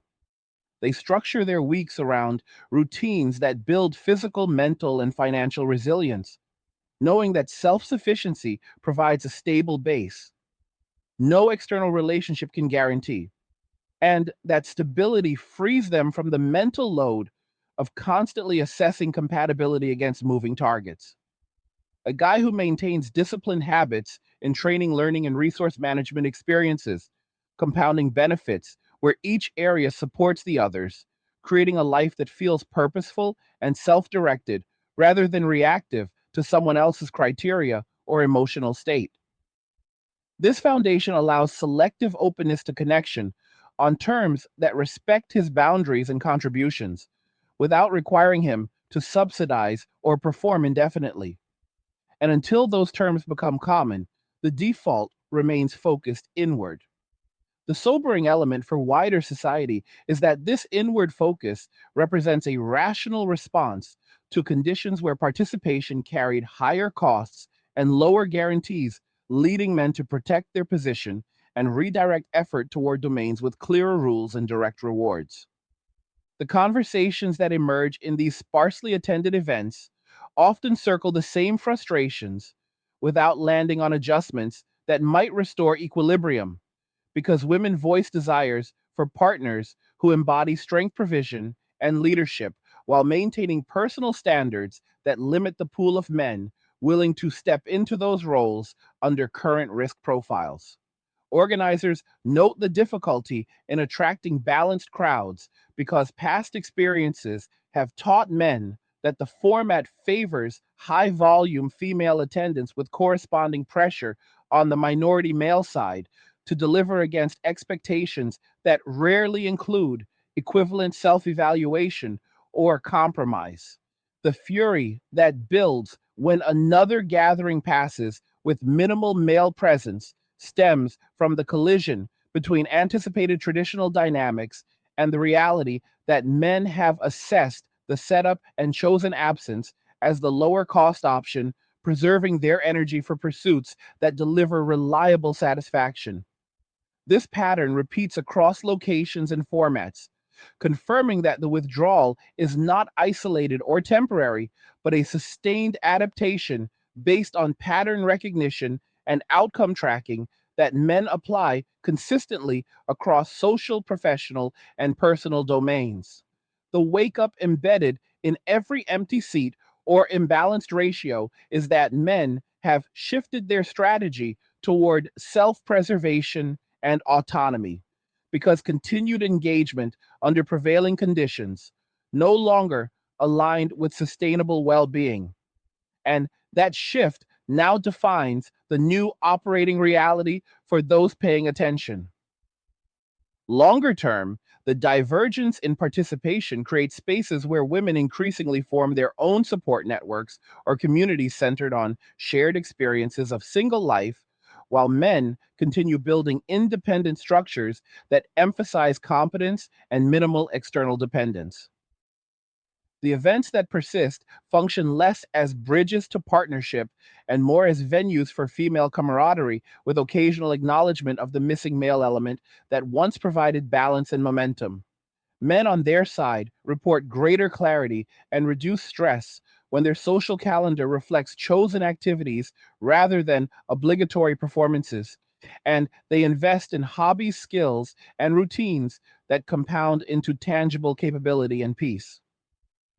This separation of paths does not eliminate all interaction, but it reduces entanglement in dynamics that previously generated more friction than fulfillment, and it forces both sides to confront the practical outcomes of their respective choices. The authoritative truth here is that men have demonstrated through consistent behavior that they can and will opt for solitude and self direction when the alternative presents unbalanced incentives, and that demonstration now reshapes the landscape in ways that require honest examination of the factors driving the change rather than repeated demands for return to previous patterns. The mechanics of human decision making under constraint explain why the ratios at these gatherings remain skewed, because when one group perceives high cost and low probability of positive return, it naturally reduces involvement, while the other group continues showing up based on different calculations of hope or habit. Men run the numbers on time, money, and emotional exposure and conclude that personal development offers higher yield with lower downside, leading to the visible absence that frustrates organizers and attendees alike. Women arrive expecting the traditional pursuit dynamic, only to encounter the consequences of cumulative signals that altered male willingness to participate, and the resulting confusion highlights the depth of the incentive mismatch that has taken root across institutions and social norms.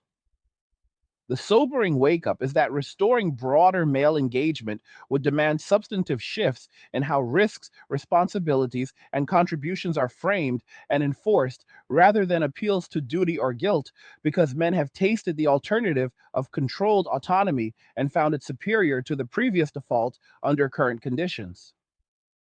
As this reality settles in, the patterns visible at church singles nights and similar events will continue serving as clear indicators of the larger recalibration underway, where individual choices aggregate into structural change that favors those who adapt to truth over those who resist it.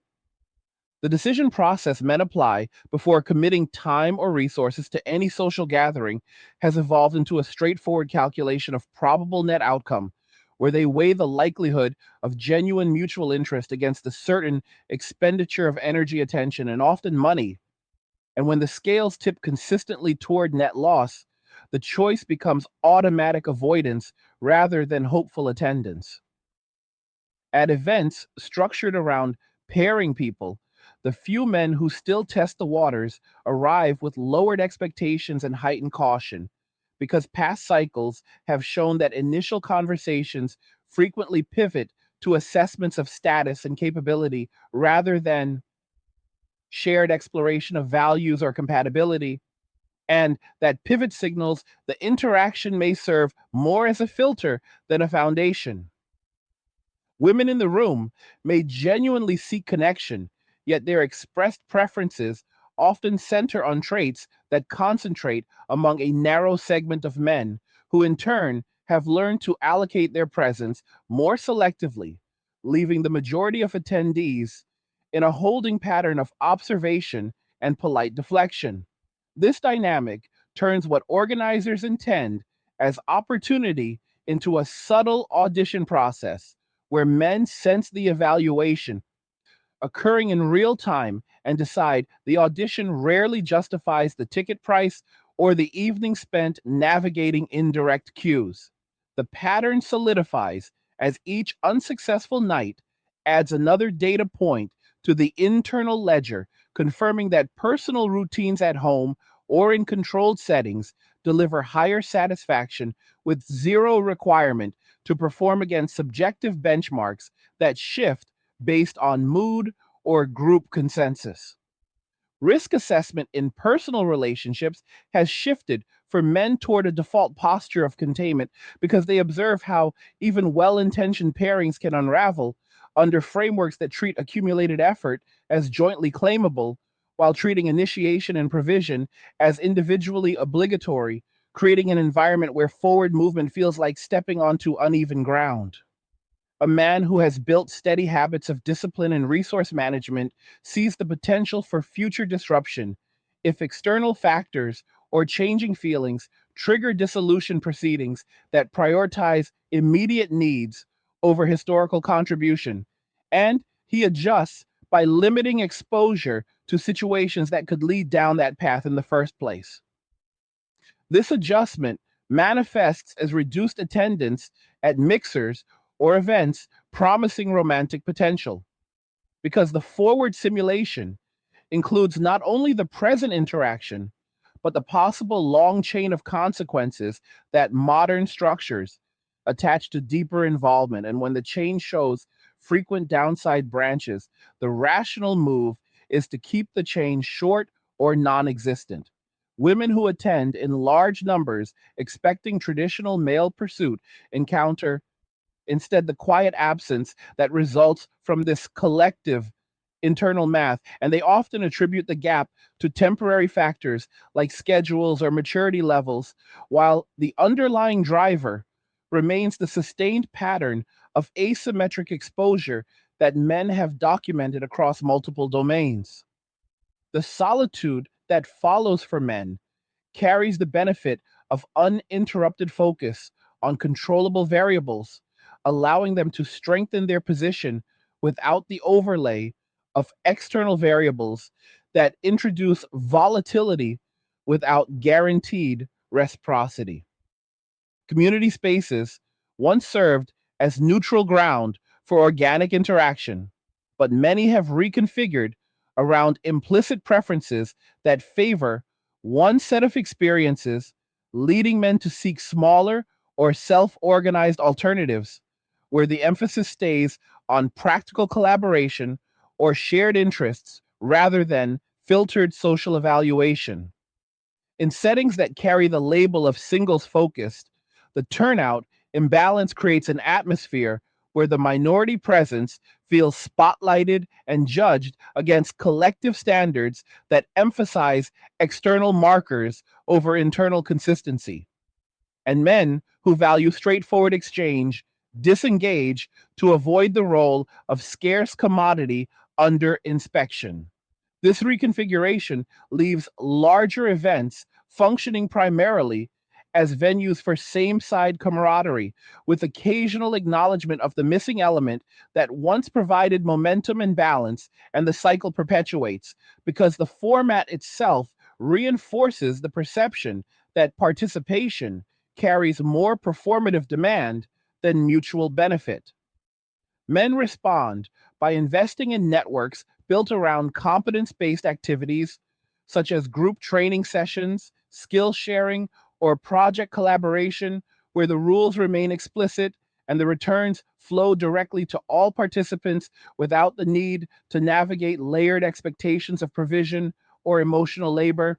The result is a gradual separation of social spheres where each group develops routines suited to its incentives, and the original mixed model loses viability as men find equivalent or superior fulfillment in contained environments that do not require subsidizing or performing for unbalanced dynamics. Economic indicators from the decline in mixed venue viability highlight how aggregated individual choices reshape market demand. Because when men redirect discretionary spending away from events and toward durable personal assets, the venues dependent on that flow face contraction, and operators begin questioning the sustainability of models built on assumptions of perpetual male participation.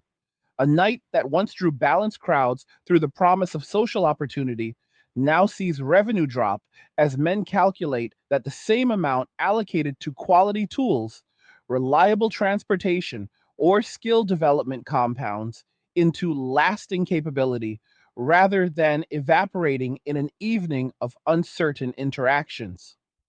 Organizers of targeted gatherings report increasing difficulty filling male slots because word circulates that the combination of entry cost, low conversion rate, and evaluative atmosphere yields poor returns compared to independent pursuits. And this feedback loop thins attendance further with each iteration. Women who fill the rooms in greater numbers experience the space as extended friend gatherings rather than effective connectors. And the frustration that surfaces when male presence remains minimal reflects the realization that demand has adjusted based on supply side calculations rather than external coercion or temporary disinterest. The broader signal is that markets respond to revealed preferences, and the revealed preference among men is for allocation that serves self reinforcement over uncertain social investment, and that signal now influences everything from event planning to venue operations. Demographic pressures build quietly as reduced male participation in pairing pathways contributes to lower formation rates of stable family units, which in turn affects long term population stability and institutional continuity. Because when one side limits exposure to the risks attached to traditional structures, the overall throughput of new households contracts measurably. Men who prioritize autonomy and risk containment contribute to this trend by maintaining smaller footprints that focus on personal sustainability rather than expansion into shared obligations that carry documented downside potential under prevailing conditions. And they report higher baseline stability when their life remains under direct control without the added layer of joint decision variables that can shift unpredictably. Women facing prolonged periods of single status encounter the practical realities of independent living, including higher per person costs for housing safety and daily logistics that previous generations offset through complementary arrangements, and the gap becomes more noticeable as the buffer of broad male engagement recedes. The events that continue to draw large female attendance serve as visible snapshots of this pressure, where the hope for connection persists alongside the observable scarcity that results from sustained male recalibration. And the conversations that arise often circle the symptoms without addressing the incentive roots that sustain the imbalance. This demographic shift does not unfold dramatically, but through thousands of individual decisions where men choose containment and women navigate the resulting landscape, each according to their updated realities. The mechanics of sustained equilibrium emerge when both sides settle into patterns that reflect their respective cost benefit assessments rather than attempting to force return to a previous baseline that no longer matches observed outcomes. Men who have internalized the data from repeated cycles of evaluation and asymmetric risk develop routines that emphasize compounding personal assets such as physical capability, mental clarity, and financial buffers, because those assets provide a reliable foundation that external relationships cannot guarantee. And this foundation allows them to engage selectively when conditions align without defaulting to broad participation. The piece they describe comes from alignment between daily actions and internal standards, where our effort yields direct, measurable returns rather than depending on subjective approval or fluctuating emotional states. And that alignment reduces the appeal of environments that require performance against moving criteria.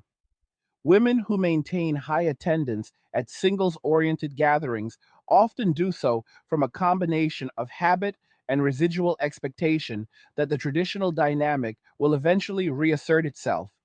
Yet each sparse outcome reinforces the new equilibrium where male presence reflects calculated selectivity rather than default availability. The authoritative reality settling in is that equilibrium forms around actual behavior rather than stated ideals.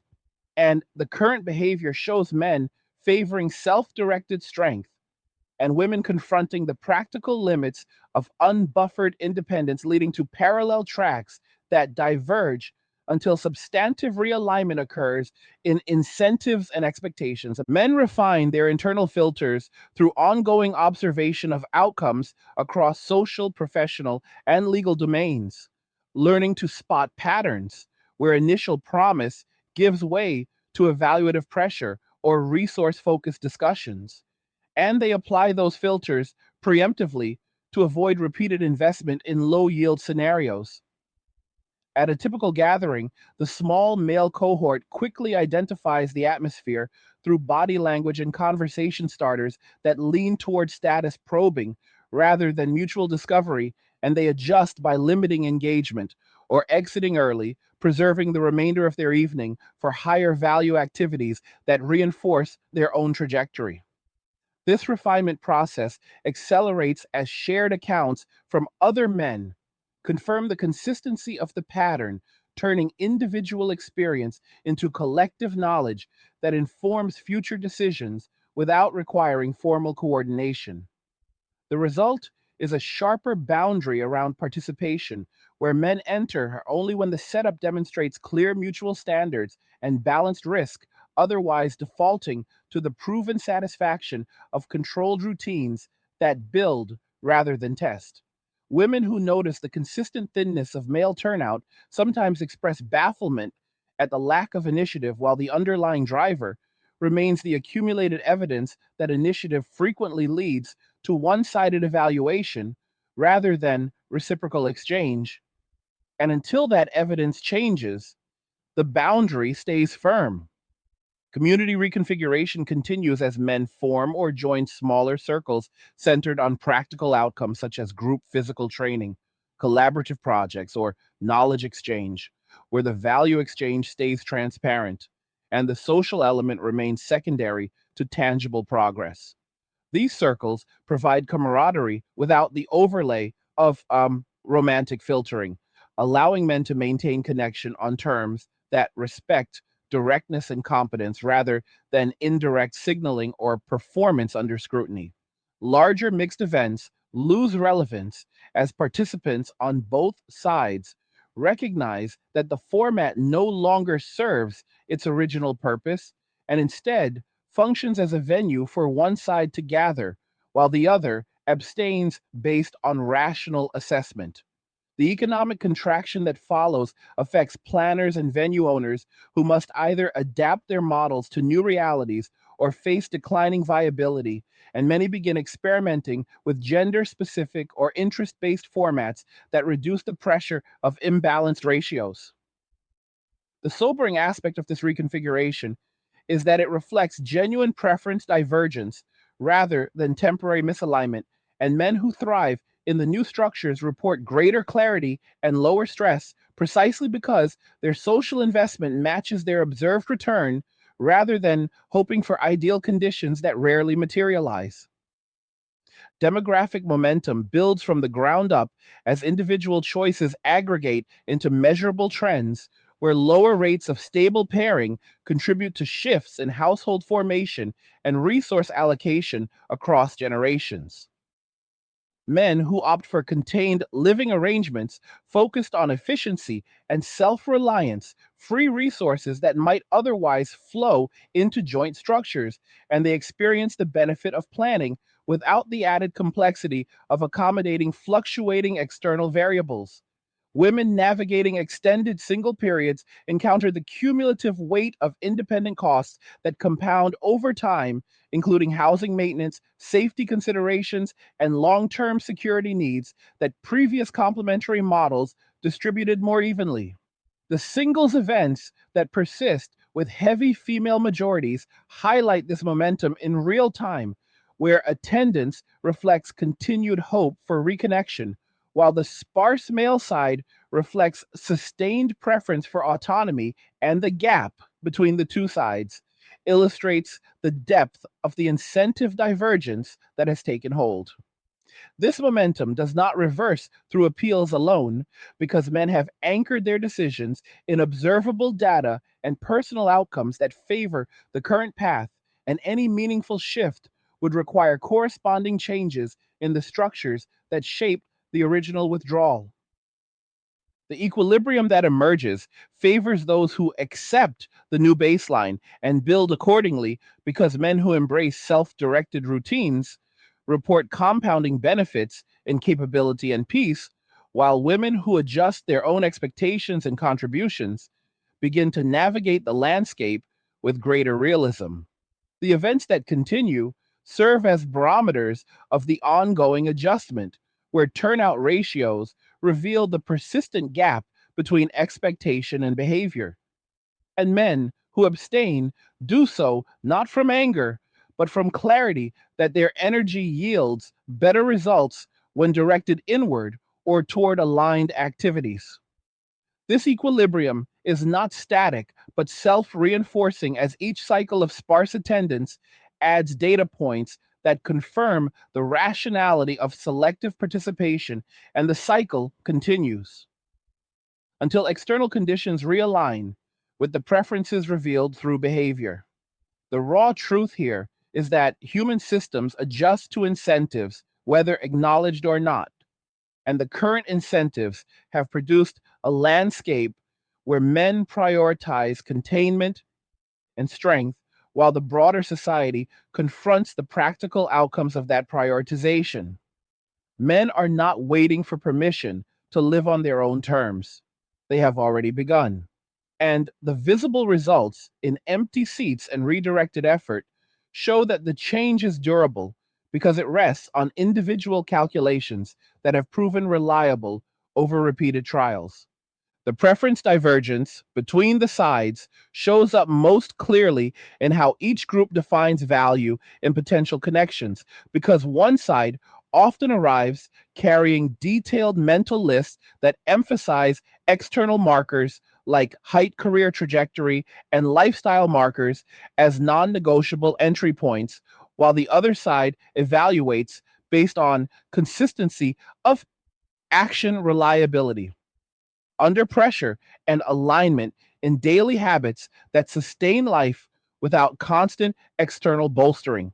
At the large church gatherings where women fill the space in overwhelming numbers, the conversations that manage to start frequently circle around what a man can demonstrate in terms of provision potential or status symbols, rather than what both individuals have built in their own character through consistent discipline. And the gap between those approaches creates an immediate sense of misalignment that men detect early and choose to step away from rather than invest further. Men who have tracked their own past attempts at similar environments notice that the emphasis rarely lands on mutual testing of resilience or shared problem solving, and instead defaults to one way assessment that treats the male role as supplier of predefined qualities, while the female role remains more fluid and self defined, leading to frustration when the supply does not match the fluid demand. This divergence is not about surface level attraction alone, but about fundamental differences in how each side measures contribution to a shared life. And when men see the measurement system weighted heavily toward their output with limited reciprocal measurement, they redirect their effort toward personal systems that reward their own consistent input without the need for external validation against shifting criteria. Incentive realignment within faith based communities has taken place gradually as the practical environment at singles focused functions reflects broader cultural influences that frame male leadership and provision as expected defaults, while framing any male caution or boundary as evidence of immaturity or lack of spiritual depth. Men who maintain personal faith often prefer quieter personal practice or small groups centered on scriptural application to real world challenges because the large events carry an undercurrent of pressure to perform the provider script in a setting where the numerical imbalance already signals that the script will face heavy competition and limited genuine exchange. The viral stories from those thousand woman events capture women expressing genuine shock at the scarcity of men. Yet the scarcity stems directly from the accumulated experiences where men felt their presence reduced to filling a quota rather than participating as equals in a mutual search for compatible character. And the men who hear those stories or see the footage simply add another confirmation to their decision to conserve energy for faith, lived through action and discipline, rather than through crowded mixers that feel more like filtered auditions. Women who continue showing up in force do so often from a combination of communal habit and lingering belief that sufficient male presence will eventually materialize to fulfill the traditional dynamic. But each sparse outcome reinforces the new incentive structure where men have recalibrated towards self accountable practice that does not require public performance to validate their standing. Observable outcome tracking has become second nature for men who apply the same analytical lens to social environments that they apply to training regimens or financial decisions, because repeated cycles reveal consistent patterns where initial attendance yields high effort for low connection rates, and the data accumulates into a clear preference for environments where effort correlates more directly with personal growth. A man who attends one of the large events and finds himself in a sea of women who scan the room for those meeting strict external thresholds quickly logs the experience as another data point, confirming that the probability of mutual discovery remains low, while the probability of feeling evaluated against a checklist remains high, and he adjusts future decisions accordingly by allocating that evening instead to skill building or recovery routines that deliver measurable improvement in his own capability. This tracking process does not require formal spreadsheets, but operates through mental accounting of time invested versus peace retained. And over months and years, the ledger shows a clear advantage to selective or zero participation in imbalanced formats. Women who share their surprise at the low male turnout in public clips often focus on the surface numbers without connecting them to the outcome data that men have been compiling privately. And the result is parallel realities where one side sees a supply problem and the other sees a rational response to mismatched returns on investment. Long term personal compounding effects emerge when men commit to routines of physical discipline, mental focus, and resource stewardship, because each consistent day builds layers of capability and resilience that compound into a life that stands independently without reliance on external systems for validation or support. A guy who wakes up early trains with purpose, manages his finances with discipline, and pursues knowledge that sharpens his decision making creates a foundation where daily existence feels directed and stable rather than reactive to the availability or approval of others. And that stability provides a quiet strength that no crowded event can replicate. The peace that follows comes from knowing that his efforts return directly to him in the form of better health, clearer thinking, and greater control over his trajectory, rather than dissipating in environments where the return depends on subjective filters that rarely align with steady character. Women facing the reality of sparse male presence in these settings sometimes describe the loneliness that accompanies independent living, but the men who have embraced this path report the opposite effect, where solitude becomes spacious room for growth rather than emptiness, because the internal systems they build fill the space with purpose and progress. This compounding process accelerates the divergence because each man who experiences the benefits becomes less inclined to trade that stability for the uncertainty of dynamics that have shown limited reciprocity. The mechanics of behavioral equilibrium settle in when large numbers of men reach similar conclusions through their own tracking of outcomes, and the collective effect reshapes the landscape without any centralized plan, because individual calculations of cost versus benefit lead to the same strategic choice of containment and self reinforcement. At the scale of those viral church events, the equilibrium appears as rooms filled predominantly with women who still operate under the expectation that male pursuit will occur as default, while the absent men have concluded that default pursuit no longer serves their long term interests under the prevailing conditions of elevated thresholds and asymmetric risk.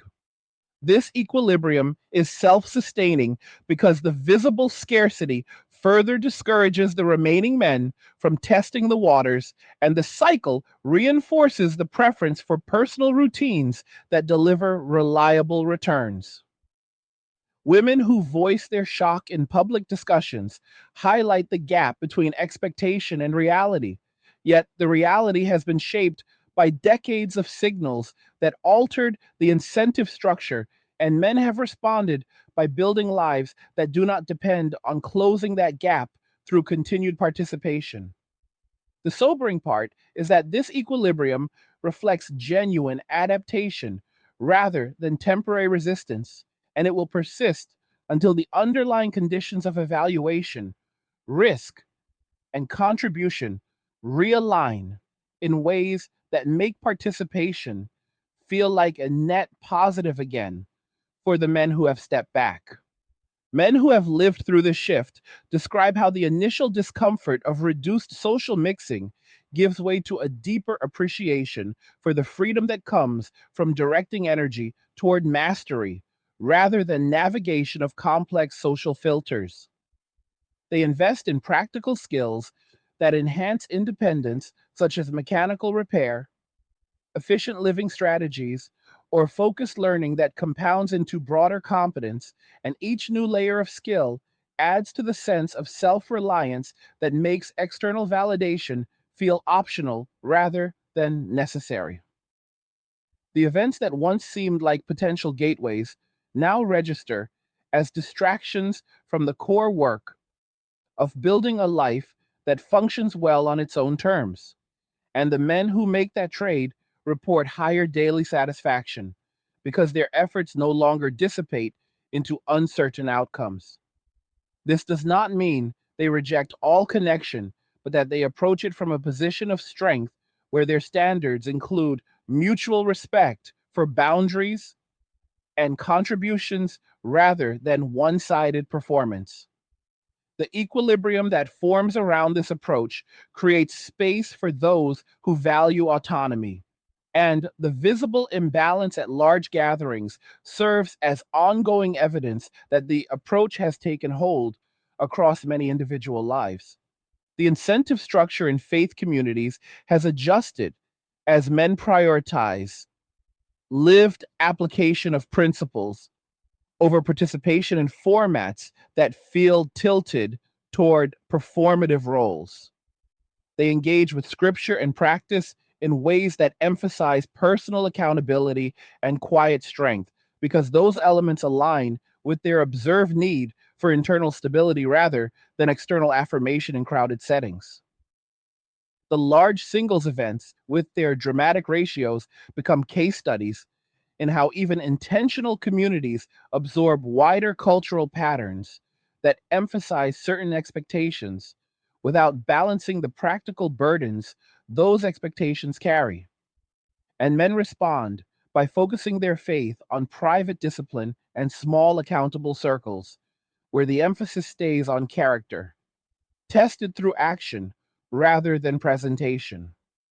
Women who attend in high numbers often seek the traditional framework of male leadership within the community, Yet the scarcity they encounter reflects the cumulative effect of men choosing paths that protect their ability to lead their own lives first. This adjustment does not diminish faith, but redirects it towards sustainable practice that matches the realities men face in the broader world.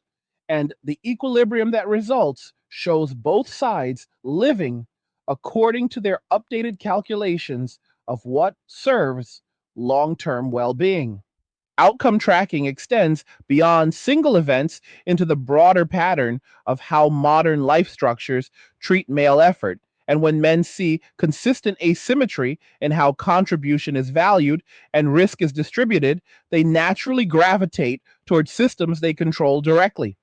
A man who maintains steady discipline in health and resources notices that his efforts create tangible improvements that no external relationship can take away, and he contrasts that reliability with the volatility he has observed in environments where approval or stability depends on fluctuating criteria. The compounding effect over years builds a life where peace stems from internal alignment rather than external matching. And that internal alignment makes the appeal of imbalanced gatherings fade because the personal return from self directed effort consistently outperforms the uncertain social return.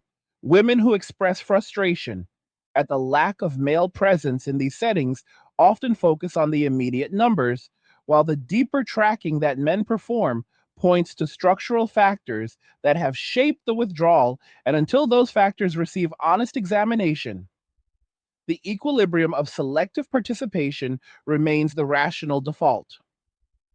The raw truth is that behavior follows incentives, and the current incentives have produced a clear pattern where men build strength independently, and the visible results in event attendance confirm the durability of that pattern.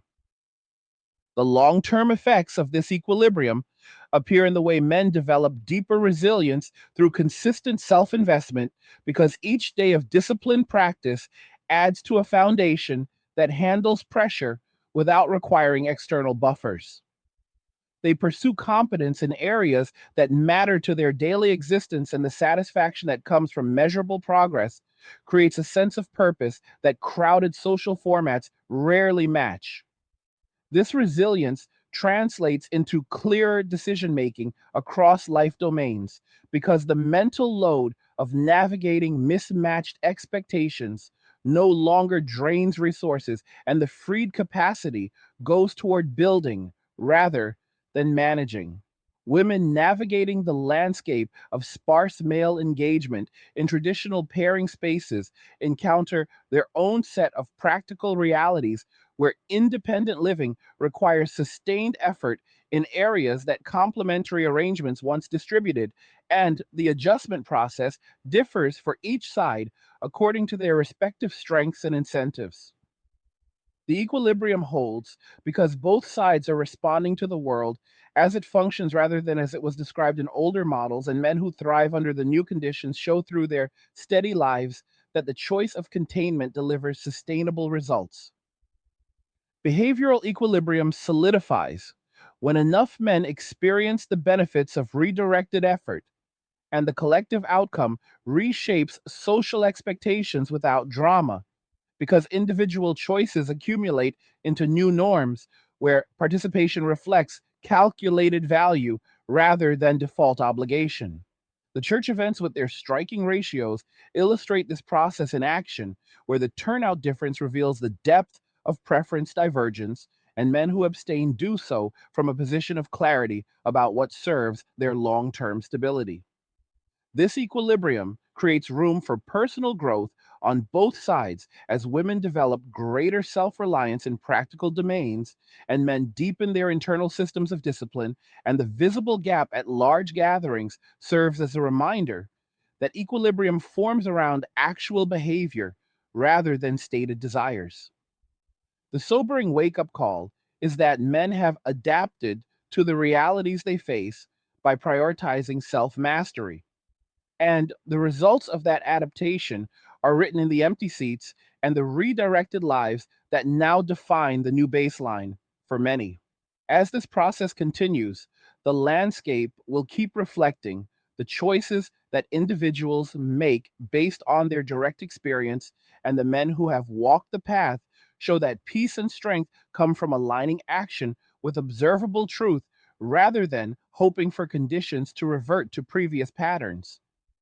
The resilience men develop through sustained self investment shows up in their ability to handle daily pressures with steady focus because each layer of disciplined practice in body, mind, and resources creates a buffer that absorbs setbacks without requiring outside intervention to restore balance. A man who has spent years refining his physical condition, sharpening practical knowledge, and securing his financial position finds that challenges which once might have rattled him now register as problems to solve rather than threats to his foundation. And that shift in perspective frees mental energy for forward movement rather than defensive management. The events that once pulled at attention through the promise of connection now register as optional distractions because the internal systems built over time deliver consistent returns that no external gathering can match in reliability or direct benefit. Women who encounter the sustained scarcity of male presence in traditional pairing spaces face their own version of resilience building as they navigate the practical demands of maintaining stability without the default buffer that previous generations relied upon. And the adjustment requires honest assessment of what independent living actually costs in time, energy, and resources over the long haul. This parallel development of resilience on both sides does not close the gap immediately, but it does highlight how each group adapts to the equilibrium that has formed around their respective choices. And the men who have committed to the path demonstrate through their steady lives that internal strength provides a more durable foundation than dependence on mismatched social structures. Equilibrium sustainability comes from the fact that men have anchored their decisions in direct experience rather than temporary optimism. And once the pattern of better outcomes from self directed effort becomes clear, the choice to maintain that direction feels natural rather than forced. The large church gatherings that captured attention through their dramatic ratios continue to serve as reminders that the equilibrium rests on observable behavior, where women show up expecting the traditional framework, while men have concluded that framework carries costs that outweigh benefits under current conditions. And the sustainability of this divide lies in the absence of compelling reasons for most men to alter their calculations. Men who live within this equilibrium report that the initial sense of stepping back gives way to appreciation for the clarity that comes from controlling their own variables and directing energy toward areas that compound without external approval as the measuring stick. Women adjusting to the new landscape often find that practical realities of housing safety and long term planning require more deliberate effort than anticipated, and some begin experimenting with different approaches to self sufficiency, while others maintain the hope that broader male re engagement will occur without fundamental changes in how contribution and risk are balanced. The equilibrium holds because it reflects the actual incentives at work rather than idealized versions of how relationships or communities should function. And the longer it persists, the more it becomes the default operating reality for those paying attention to outcomes instead of rhetoric. The practical realities each side faces become clearer as time passes because men who have embraced containment discover that their days fill with purposeful activity that builds rather than drains, and the absence of constant negotiation over expectations leaves room for genuine satisfaction in small, consistent wins.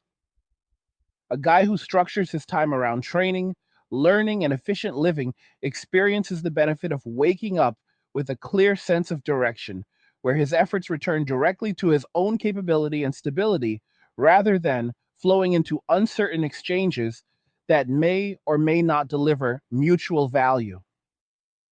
This practical reality contrasts with the experience of women who find that independent navigation of daily logistics requires sustained attention to details that complementary arrangements once distributed more evenly, and the weight of that attention can accumulate into fatigue when the buffer of broad male participation is no longer present as a given.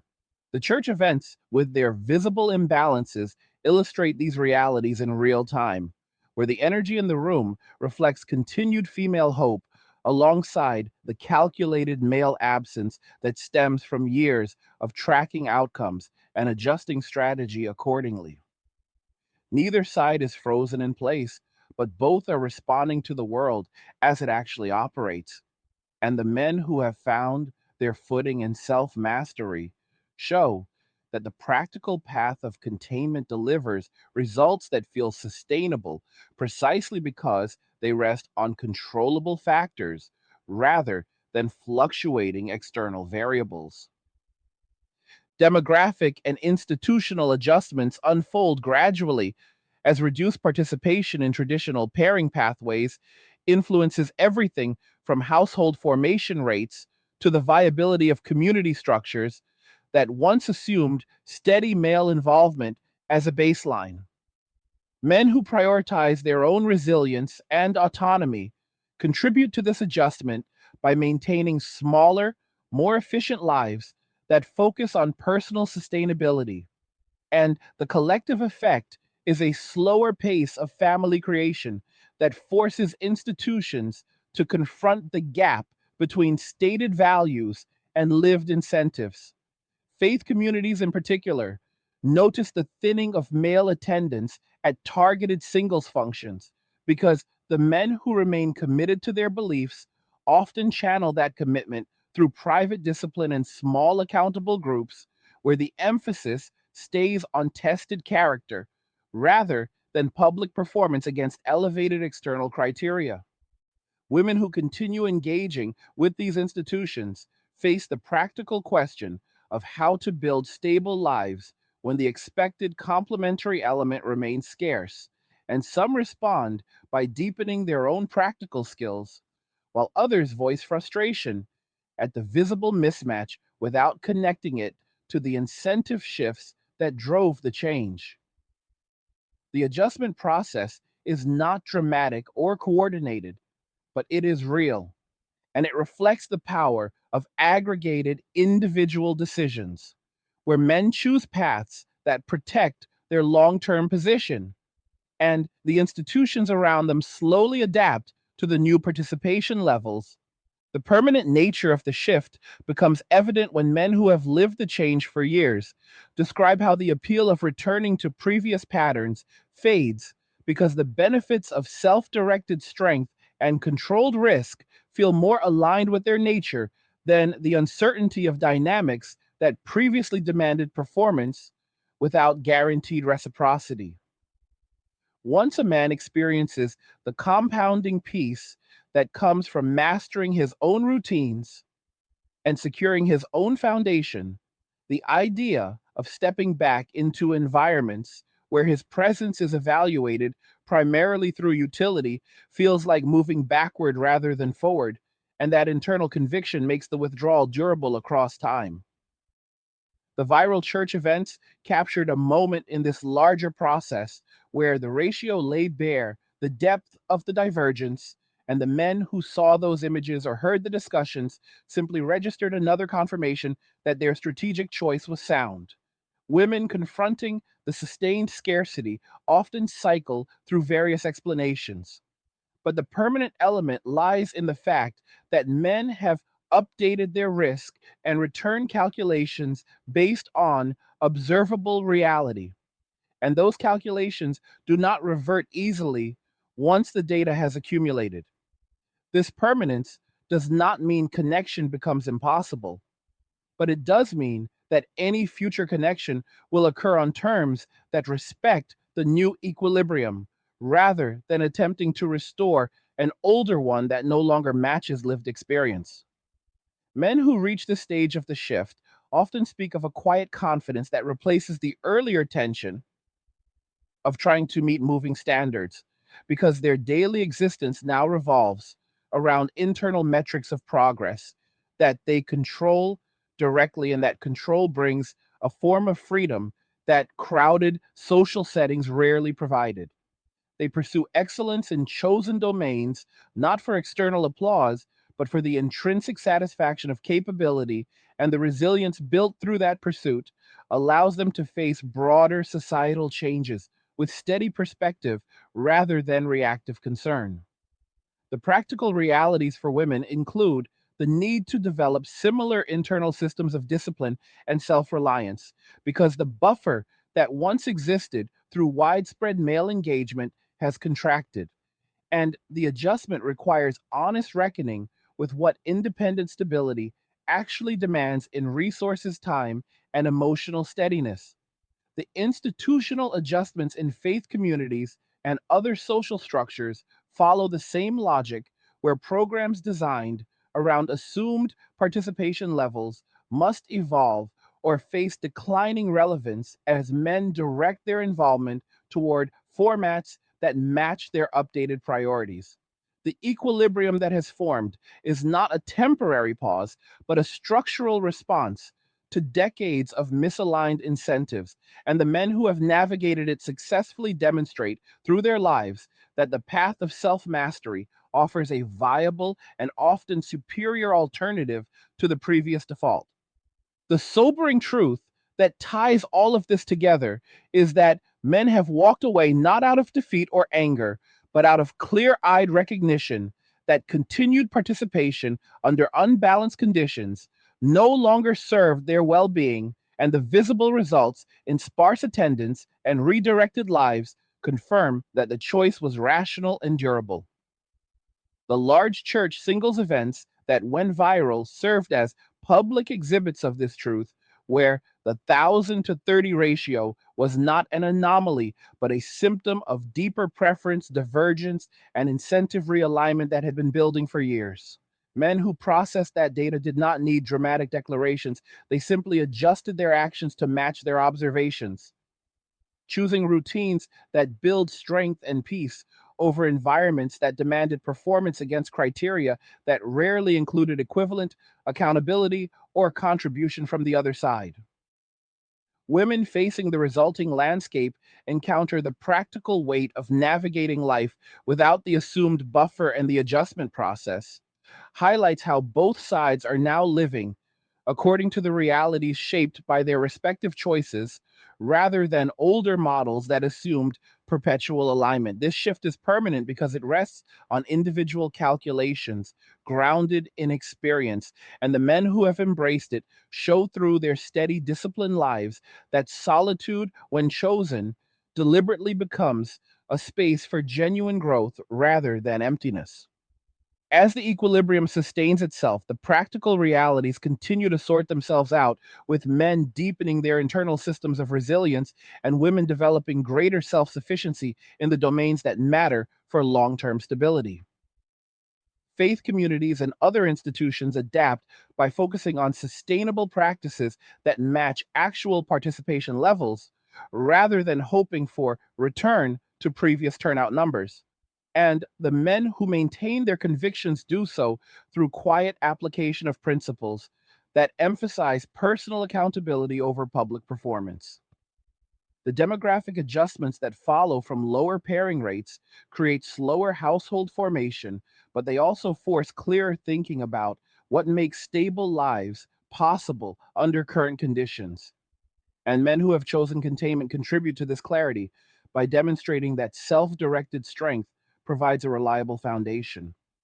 The raw authoritative reality is that men have made peace with the observable world by aligning their actions with truth rather than wishful expectation.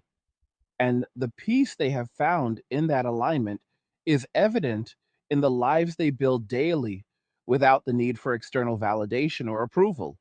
The church events, with their striking imbalances, were simply one visible chapter in a larger story where men learned to trust their pattern recognition and chose the path that delivered sustainable well being over continued investment in unbalanced arrangements. The final piece of this wake up call is the recognition that the men are not coming back under the old terms because the old terms no longer align with the data they have collected through direct experience, and the new terms that might bring re engagement would require honest examination of contribution risk and mutual respect rather than demands for return to previous patterns.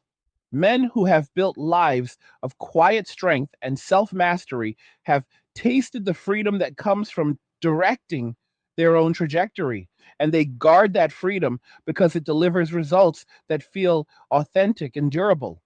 Women who confront the sustained absence face the practical necessity of building their own resilience in similar ways, and the institutions around them must adjust to the new participation realities without pretending the previous equilibrium can be restored by willpower alone.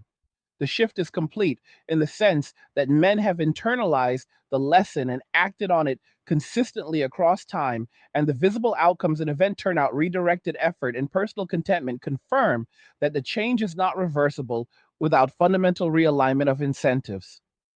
This is the sobering truth that cuts through the noise, and the men who have walked the path show that peace is possible when actions match reality rather than fighting against it.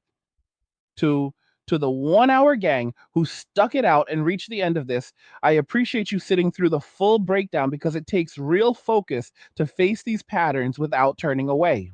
If you are enjoying these Angry Guy videos and want to show some support, you can buy me a Red Bull using the link in the description of the video. Tell me in the comments what you thought about what we discussed here, whether you agree with the analysis or see different angles, and share your honest thoughts because the conversation matters. Like the video if you like it, do not forget to subscribe. And if you like the video, share the video. And just remember that all roads lead to MWA men walking away in cheers. Nothing says you care like crypto. Nothing can compare. Nothing says you care like crypto. Oh, nothing can compare to crypto.